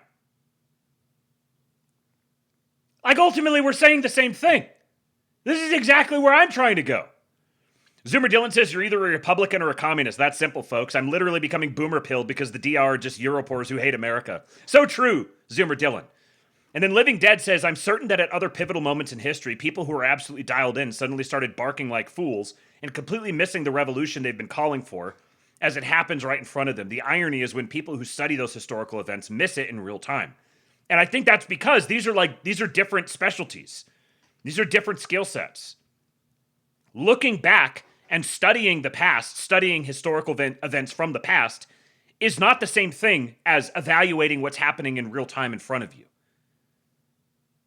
I've tried to do my best to try to sort of blend these perspectives by acting like, trying to put myself in the mindset of someone far in the future, looking back and evaluating the current time as if it is a procession of historical events. But that means not just merely transplanting the exact same tropes from the past onto today, but actually having to maintain the context of where we are today in light of those past tropes.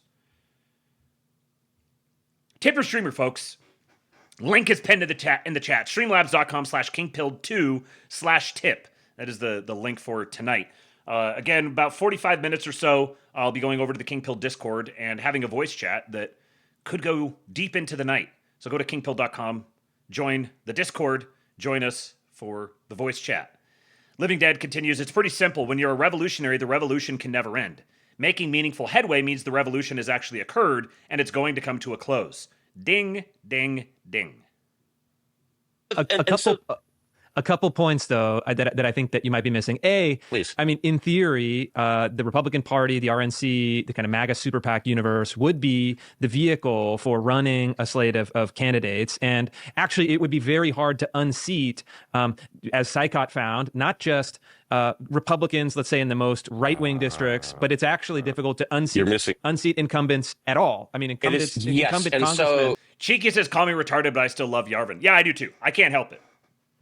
Like, I enjoy him, and I do think that he's operating from a place of good faith. I just, there's some disagreement on axioms here, I suppose. Have an enormous advantage that can't be overcome in any kind of feasible way. There's built-in organic ties, and then there's a limited talent pool. And actually, Republicans did try to have this alternative kind of answer to the squad. It was Lauren Boebert and MTG and Thomas Massey. All of whom actually caused such problems for Trump that Trump effectively booted them or is booting them out of the party. I would actually say the system you're describing already exists. And the system is this. The Republican Congress does more or less what Trump wants. Perhaps the problem is not Congress. Perhaps the problem is the president not directing the Congress to do the things that maybe the three of us would want. So, yeah, kind of maximizing Doge at that 10x or 100x could be achieved in some cases with a 50+1 majority in the Senate and a majority in the House, which Trump has. The point is that Trump actually doesn't want to do those things. He wants tariffs. He wants, beautiful construction projects. He wants a war in Iran. And maybe it is actually the leadership question. And I think, look, the other thing is Congress is centralized, right? Let me Go ahead, Curtis. Go ahead. Then I have can I answer a bunch of those things in reverse? Okay. And Congress, first of all, Trump is perfect, by the way. Trump is perfect. He's not the problem. You don't want independent, you don't want independent kind of freelancers, contemplating their conscience out of every bill. We don't have that. We actually have a centralized process. And in fact, one of the criticisms is that it's centralized in the Speaker's office, centralized in the Senate Majority Leader's office. This is all, I know you're going in the wrong direction, and let me explain that. So yes, so you have these centralized corrupt, you have Mitch McConnell and his corrupt, cocaine Mitch organization. You have a similar organization in the South. I identify with Lomez so much throughout this. In the House. It needs to be more centralized and it needs to be more controlled. The correct analogy is FDR, who would write legislation in the White House and send it to Congress to rubber stamp. Okay, 1,012 miles from that. No one, actually the president prepares, for some reason, I can't understand why this is still done. The president prepares a budget, which is sent to the Hill and then ignored. Right. And actually, again, when you basically 10x max it, when you look at where Lauren Boebert and Marjorie Greene and people like that come from, these are completely artisanal Marjorie Brown figures. This is artisanal politics, Massey, totally artisanal. And yes. basically, when I say artisanal, I mean basically the way these candidates are chosen is artisanal. They're just like some car dealer who decides, oh, I want to be in Congress for some retarded reason, right? No, it's nothing like actually this person is an employee of an organization. And if you try to push your power over them, to the point of sending them bills to rubber stamp, they laugh at you. Certainly the centralized organizations would laugh at you because Trump has not bothered to develop any real coercive authority over McConnell, et cetera, et cetera, et cetera. What you have to do in order to do this is you have to actually nationalize the election. It is funny to hear him say that Trump hasn't bothered to try to exercise authority over like McConnell or Thune when Trump just executed an absolute coup against John Cornyn, a very close Thune ally, leveraging the Save America Act specifically. And now Thune is increasingly being backed into a corner. Like, these things don't happen overnight. Trump has only been president for, like 16 months, 17 months? Barely a year and a half into a 4-year term. McConnell is out. Are still run and thought on the basis of the idea that you have like community local politics, that Americans are just like into like civic engagement, with my senator, he's a good man. They are into that, and they need to be taught not to be into it because they can't. No, that's just what they are. Here's where we go. Okay, here's where it goes. This is good. This is what's wrong. This is what basically you have to actually lead people. And but Mike Johnson is Trump's guy. Mike Johnson, I mean, you could look at the body language when they're in the room together. Mike Johnson is like a deferential puppy that will do whatever, whatever Trump says. Because the deferential puppy is deferential to the idea of like, I'll give you wet food or dry food. Actually, this puppy needs to be deferential to, there's a Palestinian in the other room. Sorry. Okay, I think, all right, so we were going to go there. All right, so, the level. Look at Rufo's face. Okay, I think. All right, so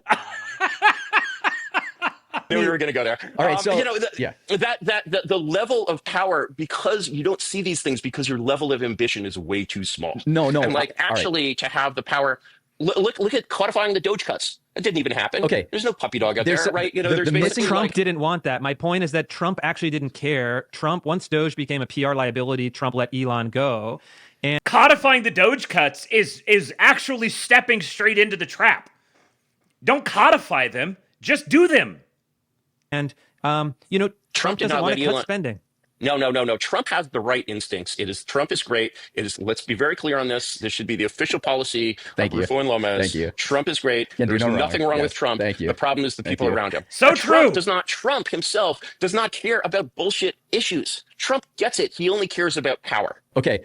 Intuitively, he only cares about power. People are telling him. Right. Curtis, let me challenge this approach. Is there. It's not being fed enough. Let me challenge this strategy, and it actually gets back to what we were. There, I 100% agree. 100% agree with that. And it really is that simple. We were talking about earlier with the perception of how people perceive power and how it's leveraged.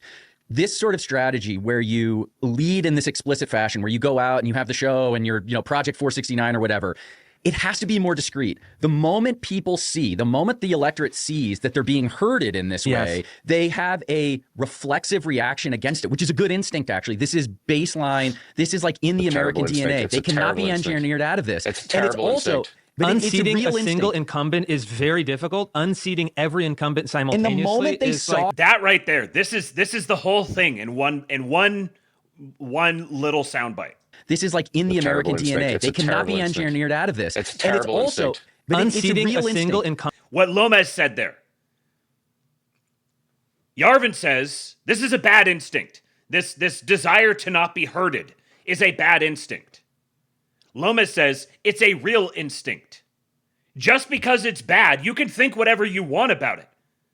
But it's real. This is deeply embedded in the American DNA. You're not going to make that go away. You're not going to remove that. There's something that's unique and distinct about the American ethnos, as distinct from the European ethnos. You're not going to get rid of that. If you do this whole big charade, like we're going to herd you and you're just going to align yourself around power. If you do it blatantly like that, Americans are going to just instinctually recoil from it. Incumbent is very difficult. Unseating every incumbent simultaneously. And the moment they saw like, the moment the it's American not people possible. see this happening to themselves, they will reject it. They will reject it outright on principle. You can't be that explicit. The other thing is, I think it is actually maladaptive. I mean, look at like Soros DAs. Okay, Soros basically, this is a very smart strategy. Okay, he's doing something more or less what you have in mind. Maybe not at the full scale, but he's basically saying, okay, where is there an open lane here to create maximum power in these various cities, okay, to do real stuff. And he handpicks these various DAs and he gets them in office and he basically is directing them on policy. He can do whatever he wants with them. The problem is, over not a very long period of time, pretty quickly, that kind of inorganic, sort of synthetic, top-down manipulation of how policy is constructed at a local level is incredibly maladaptive. It just doesn't work. The moment people then become aware of this phrase, Soros DA, it ceases to have any power and becomes a major hindrance for these people. Now, some of them are still in place, but look around the country. It's been sort of failure everywhere they've gone. They're not in power anymore, and all of the things they tried to do are being reversed. So I don't think you can be. So I agree with the outcome you're trying to achieve. Let's take these things one by one. Okay, the fundamental problem is basically conservative pundits who make money by lying to Americans and telling them what they want to hear. And there is no doubt whatsoever that they want to hear this idea that American values, that by believing in the system, that by really participating in the system, they can make it work. And that is just not true. What they have to hear is slightly different from "you're being herded." Actually, what they have to hear, the message that they really have to hear, that everyone in politics has to hear, is we have a way to win. And the thing is, they are so disaffected and so only half of them vote. You get 20% more people to vote, you win every election. Yeah. Only half of them vote because they are in a condition of learned helplessness, because they know that this is bullshit, because no one out there is telling them the truth. No one out there is gambling on telling them what they don't want to hear. No one is actually being a leader. Populist politics fails because leaders follow the people. They need to actually lead the people. They are terrified of actually leading the people, not because leading the people will cause the people to revolt against them. Oh no, what they're actually afraid of is the New York Times calling them a fascist. Yeah. The people he's focused on are the wrong people. He wants to see his class of people become leaders. And I can respect that. I can respect him wanting something better out of what he sees as his class of people, the Beltway people. I don't want his class of people to suddenly decide to get on board and become leaders. I want his class of people purged from the earth. All you need to hear is get behind Trump. So I think he's half right and half wrong. He is correct that people are suffering from a learned helplessness. That learned helplessness comes from things like Curtis Yarvin saying, "Don't trust Trump, he's headed to disaster." The only thing that you could do is throw out every single incumbent in Congress, and anything short of that is failure. That sort of thing is what produces learned helplessness. We have a way to win is the most distilled essence of Trump. We have a way to win, just follow me. Because actually, that is you're just wow, who else was just come with me if you want to live and give me all of your power. Focus your energy into a laser rather than a flashlight. Stop pulling in 469 directions at once, and you could actually win. And so every time trying to buy 469 seats and take control of every single one of them is operating like a flashlight. He says, we need to go buy all 469 seats and direct them in the same direction. And I say, no, we need to go in a direction and force them to follow that direction.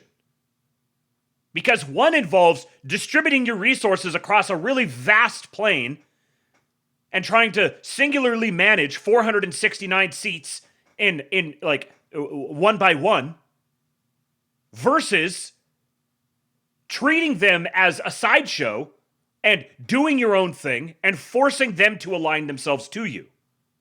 That is the actual laser focus. time basically you do something, the courage to basically say to the American people, come with me if you want to live, you have to basically just follow, I will lead and I will get you out of this, and there's no other way of getting out of this, and you are doomed, and your country is going to turn into a third world country if you're not ready to do that. Yes, right. But the thing is, basically, Trump is leading. Trump has made that speech, but the thing is, Trump is not a detail guy. Trump, sets a direction. And the thing is, Trump intuitively, as I said earlier, realizes about, the great line of Lewis Carroll, who is to be master, that is all.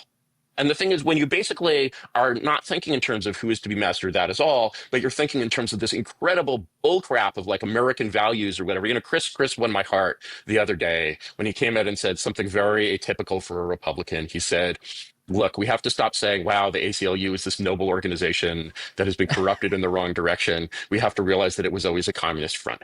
All right, great. You push the clock back 100 years. That's really solid. You've got somewhere between another 150 and another 300 to go. And so the thing is that basically, when I go to Europe, for example, I tell people, yes, America is the core leftist nation and always has been. And they're like, yeah, of course. If you say that, oh my God, America, we don't have time for this one. Exactly. I don't have time for this one. I think you're wrong about the underlying. I think you're so wrong. Yeah, you're going to France of Americans and how they no. And they're like self-identity. America historically was. You're not going to get Americans to concede that this is a corrupted country from the start. A, it's wrong. Okay, I genuinely don't believe that. Also, it's right-wing critical race theory. Also, rhetorically, it's not going to work. Okay, you cannot see. Yeah, I don't care about whether or not it's wrong. It doesn't make any difference to me. If America is the core leftist nation, it was leftist from its founding. Okay, whatever. I don't care. I'm not a right winger before I'm an American. I'm an American. The only way that this sort of framing would matter to you is if you have a Eurocentric perspective. But beyond that, what Lomez is exactly right. This is really, really poor rhetorical framing. That's the thing. Here's the fundamental difference. The world has changed, and we are LARPing the voter. We need to deal with the real American voter. I think it's the wrong premise. Wait. Let me finish. We have to deal. Okay, and certainly in the Zoomer world, I am right. For Boomers, it's an interesting question. A lot of Boomer voters out there, but for Zoomers, I realize you guys are both younger than me. But there's this tremendous Gen X, Gen Z. I'm a spiritual Boomer. It's fine. Yeah. Yeah. I'm a spiritual Zoomer. I get younger and younger every year. I'm like the portrait of Dorian Zoom, right? And the Zoomer, is basically frivolous and nihilistic and profoundly ironic. Yes. And the thing is that the thing that works with the Zoomer is basically ironic realism, where you break the frame and you basically play into that nihilism rather than against it. And you're Zoomers don't vote, bro. They don't. Now, as they get older, as they become older Zoomers, they probably will. Voting isn't going away. You're not going to make voting go away anytime soon. Trying to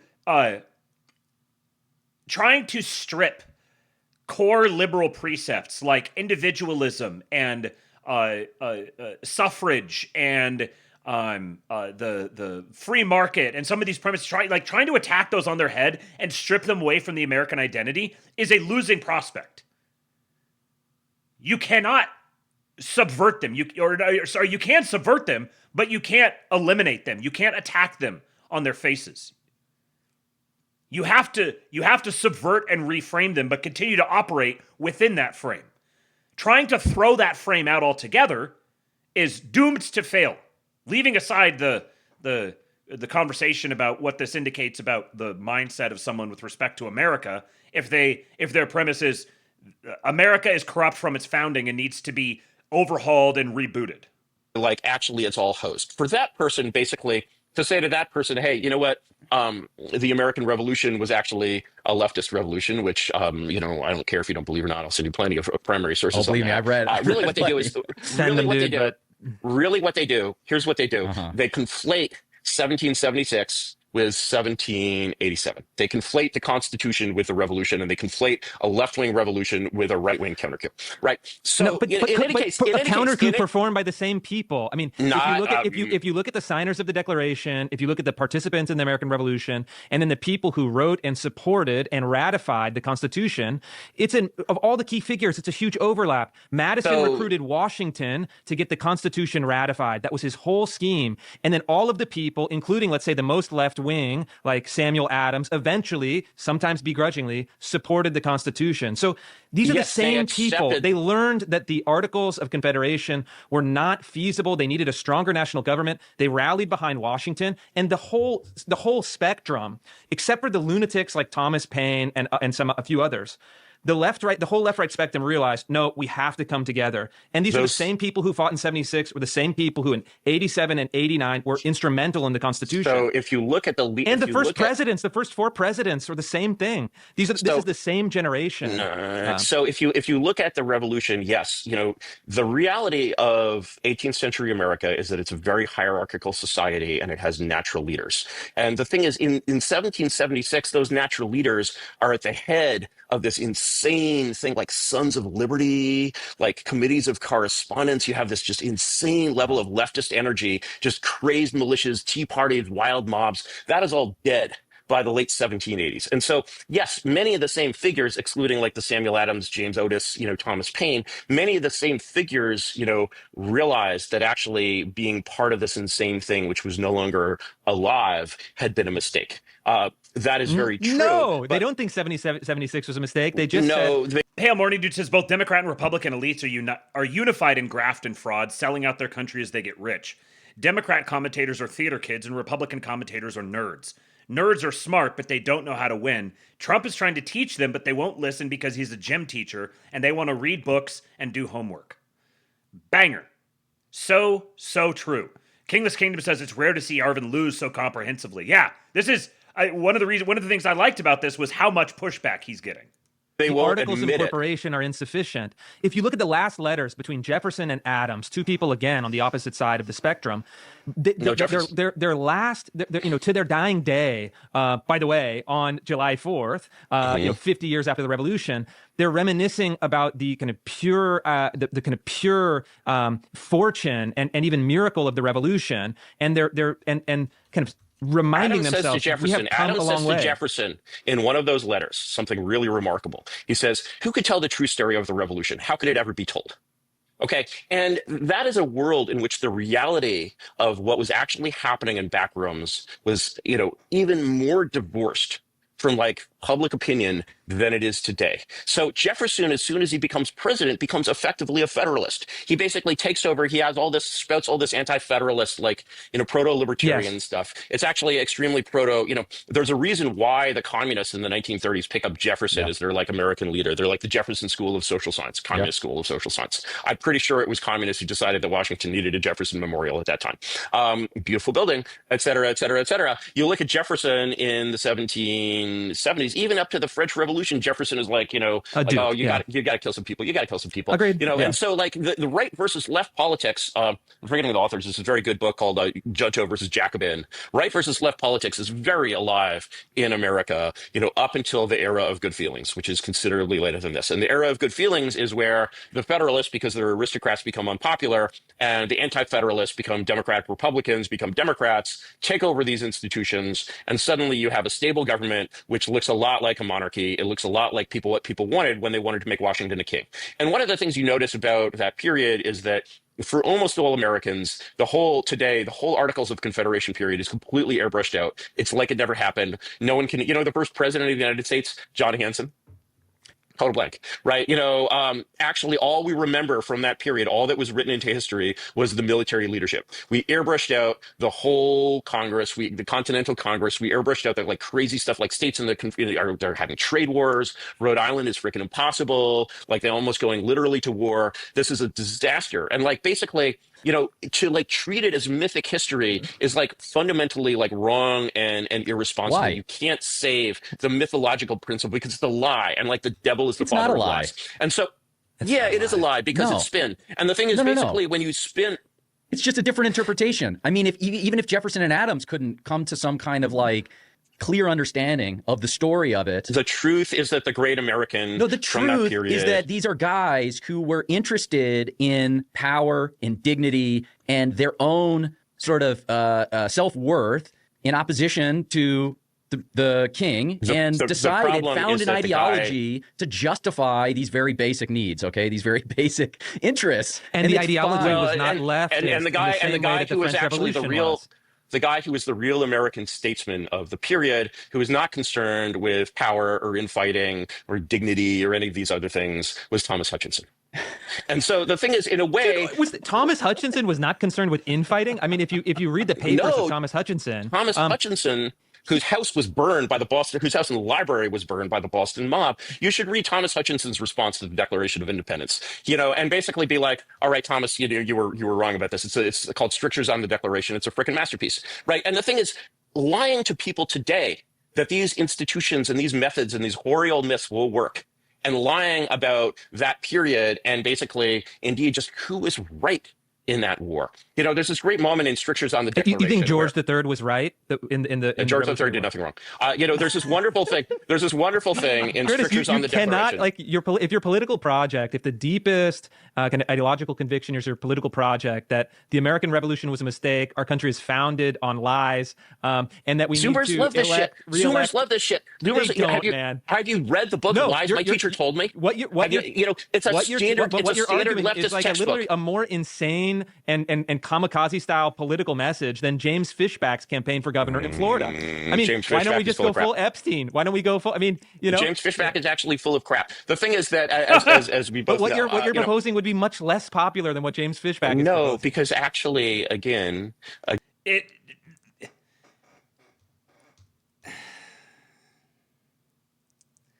there's this fundamental divide here, I think.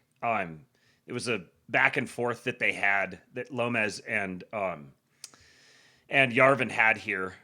Jeremy Kaufman says, saw this sign at TSA minutes before the government forcibly touched my balls. He also followed that up with, took a blue chew beforehand, as all libertarians do. I can't hate Jeremy Kaufman. And this guy here says, the values that America's cherished institutions claim to stand for laughably contradict its reality. Like Curtis Yarvin recently said to Rufo and Lomez, what really should matter for America are Americans and the culture that naturally emanates from them. And the deep irony of this is breaking my brain. That like the values that America's cherished institutions, we need to abandon the values that America's cherished institutions claim to stand for and actually embrace the values of Americans and the culture that naturally emanates from them, which is irreducibly tied to the cherished institutions and the values they claim to stand for. Lomez said, this image is the culture that naturally emanates from them. Ask them to throw the flag away and they lose, period. Absolute dead end. This right here. Yarvin says, I'm not asking them to throw their flag away. Why would they do that? No, I'm just asking them to throw their State Department away.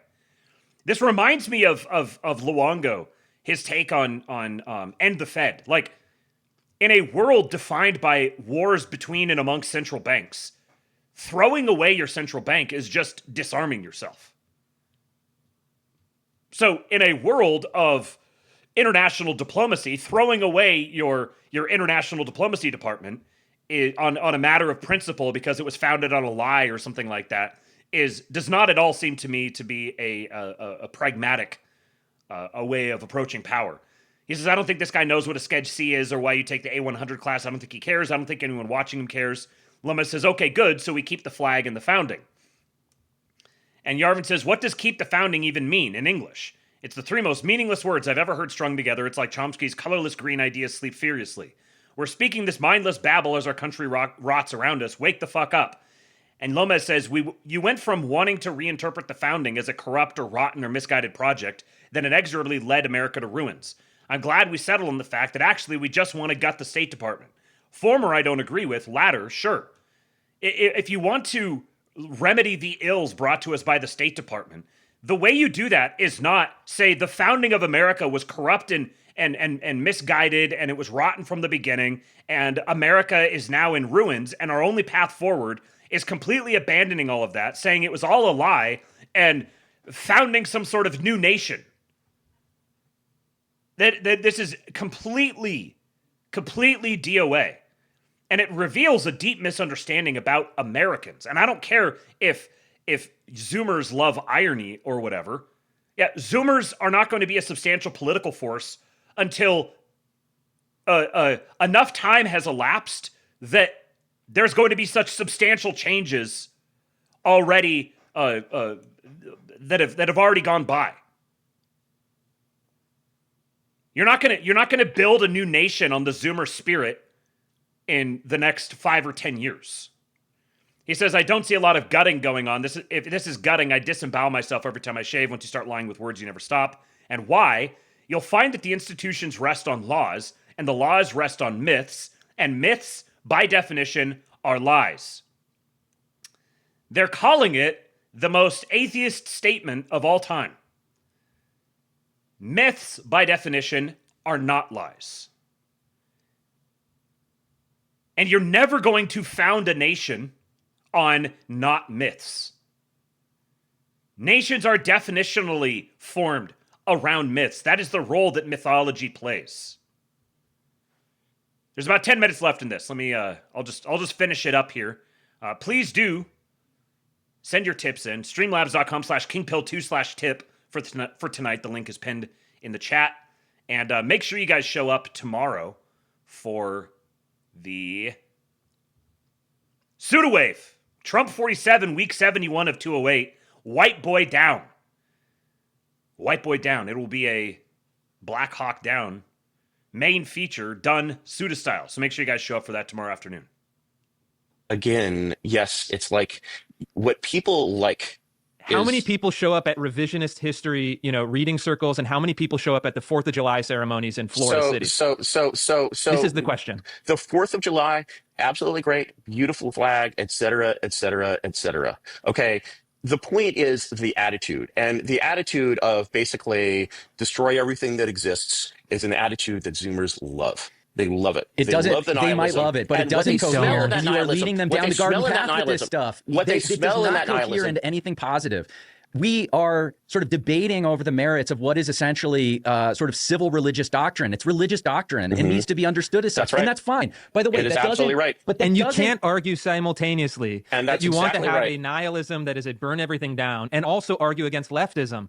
Those are two different ways of saying the same thing. Not at all, because actually burn everything down is a tiny, tiny piece of a real agenda. Burn everything down is just the start of here's the building we need to build. And actually, like, here is the building that we need to build. No. Is like, burning down is burn everything. What are we going to burn down? Data deprivation, centers, cities. No. Agencies. Well, that's fine. Okay, I'll go. Okay, there. fine. All right. Burning down agencies is not enough. You have to actually replace them with you need some underlying sort of like metaphysical structure underneath it. And I'm sorry, you're just not going to do better than our civil religious traditions. Structure. It works perfectly fine. It's perfectly adequate. We don't need to rewrite that part of it. Okay, Americans already in the 1960s accepted the utter destruction of all of their religious traditions. This was accepted by all of the light culture of the leading Americans. They were like, burn it all down. The idea of like burning down our traditions and our beliefs has been a mainstream American belief for over 50 years. That is not a mark in your favor, sir. Appealing to the popular culture of the 1960s, that is not going to that's not going to turn us in favor of your argument. And like, but not for conservatives. And so if you're trying to conservatives, you're trying to rally conservative voters. Here's the thing about conservatives. Here's the thing. Yes, you're trying to rally conservatives, but here's the thing about conservatives. Conservatives basically are downstream of liberals in all of their lifestyles and beliefs. They are basically liberals 30 years behind the times. In 1970, none of them believed in interracial marriage. By 2000, they all did. All of they are actually very. He talks about how the leaders need to start leading and not just following the people, and yet now he's making the case here that the libs in the 60s wanted to burn everything down, so conservatives will be willing to burn everything down, so we can proceed with the project of burning everything down, because you can't build without first burning. Can we question that presupposition there? That you can only build after you've burned? I don't think that follows at all. Spudrucka says, do you suppose that it is for these exact scenarios that Jews have not been capable of founding, building, and maintaining a nation? I mean, there are the state of maintaining your own ethnic, ethno-religious traditions around a people group that has, throughout the generations, become more and more identified with not having soil attached to their history. Like, these become self-fulfilling prophecies. I think there probably is something to that. And then there was one other comment here that I wanted to read. I lost it. They are very, very used to copying the upper classes. They are actually completely comfortable with copying upper class tropes. They actually prefer it. And they are constantly throwing away their own belief systems to basically copy the tropes of the upper class. And so what I'm basically proposing is actually telling these people, first of all, the truth, because this is the only way that they can possibly win. With the other way, they can win elections. You can get your used car dealer in Congress and he'll go and take some bribes and like do his thing. And it will be 100 million years by these methods before you can get rid of Congress and Harvard and all of these other things. And the thing is, basically, they know that in their souls. And that is why you can basically get the slightest, limpest version of a stiffy. It's going to be 100 years before you can get rid of Congress. We need to get rid of Congress because we need to destroy the founding. Maybe I missed something here, but it seems like he's constantly contradicting himself and arguing against himself. Like, do we need to get rid of Congress, or do we need to take control of Congress? And we need to burn everything down to have a new founding premise of a new nation. And yet it's going to take 100 years to get rid of Congress, which I presume would be part of that burning it down. I mean, if you're going to buy 469 congressional seats, why not just destroy Congress? Why not just abolish Congress? Get those 469 congressional seats and just have them pass an amendment to the Constitution that abolishes the Congress or something. You know, like, these are equivalent propositions.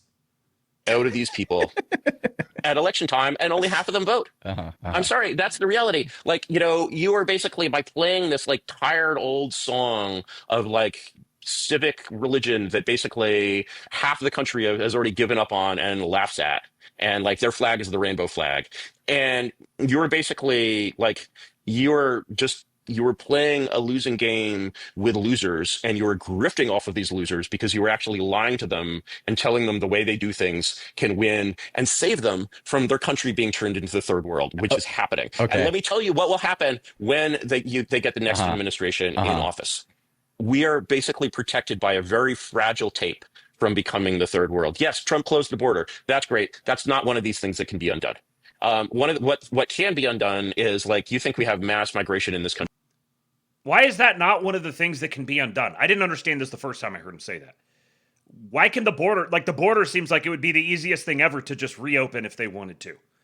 Maybe he's saying that, like, the people who have not come into the country because the border has been closed isn't something that, like, the time has passed and those people didn't come in. So, like, you can't go back and have them come in that time. Is that, you can't undo that? I don't know what he means by that. Living Dead says, burn everything down is literally the political version of a guy painting fake blood on his Jeep and putting zombie response vehicle stickers on it.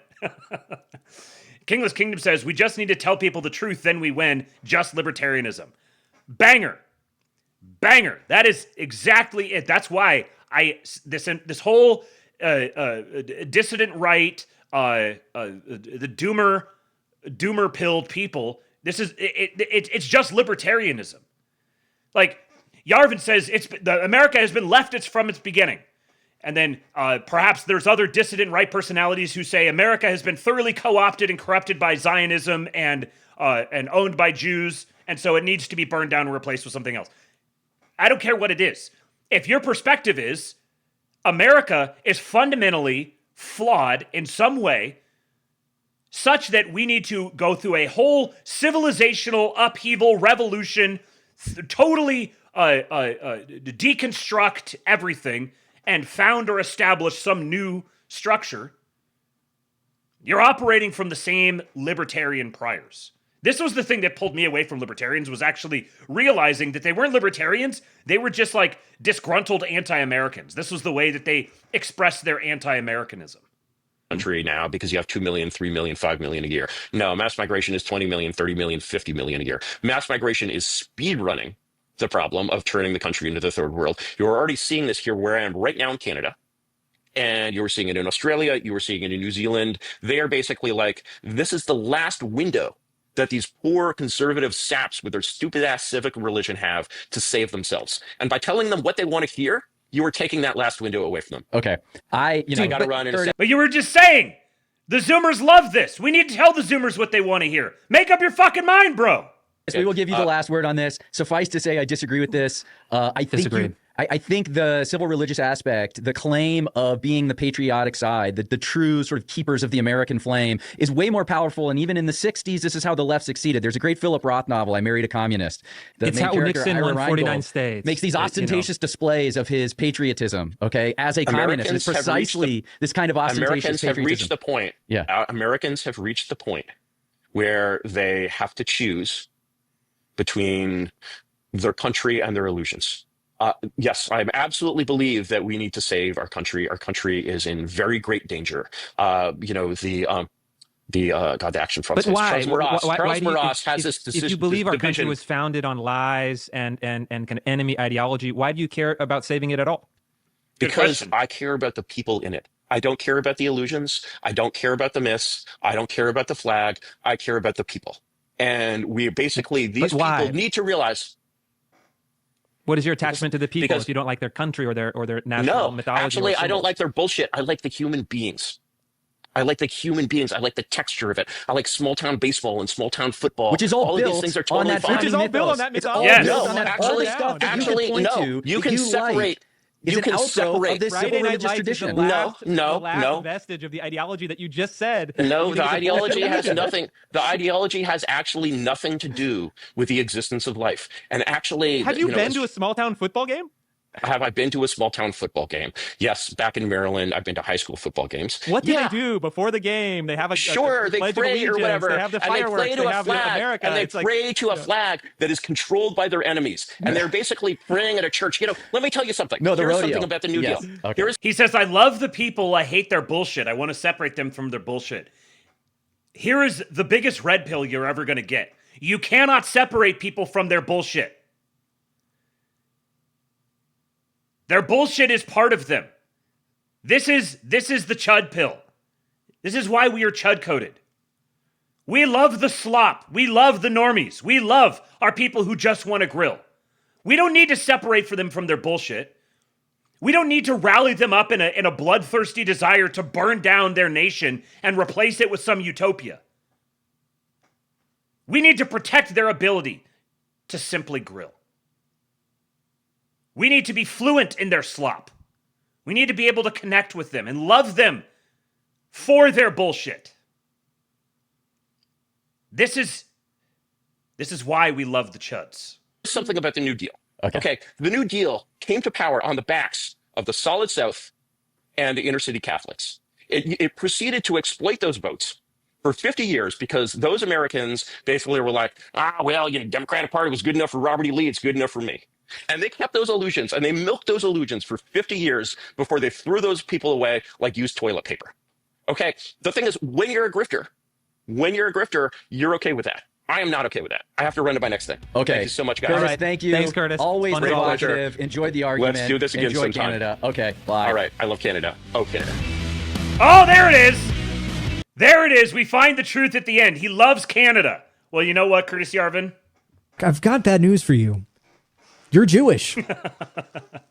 I still love him. I still think that he's I think he's sincere. I think he's misguided. I think he's wrong. But I think he is sincere. I think he does believe what he's saying. He just unfortunately is wrong. Living Dead says, whoever said it earlier, I can't remember. It was Zoomer Dylan. Says, I'm taking the boomer pill. I've never had such animosity for a cohort I was once a part of. Yeah, I feel you. I feel you on that. All right, folks. Well, that is another Labe in the books. Once again, remember to turn up tomorrow for the Suda Wave. It's going to be a great one. Black Hawk down. Or, as he titled it, White Boy down. We got to save our white boys. I'm headed over now. It'll be a few minutes. I got to go say goodnight to Eastwood and go to the bathroom and stuff, and then I'll be hopping into the voice chat over in the King Pill Discord. Go to kingpill.com, sign up, come join us, and I will see you guys tomorrow for the Pseudowave. Until then, I leave you with Hulk. When they took a shot at my hero, and they tried to kill the next president of the United States,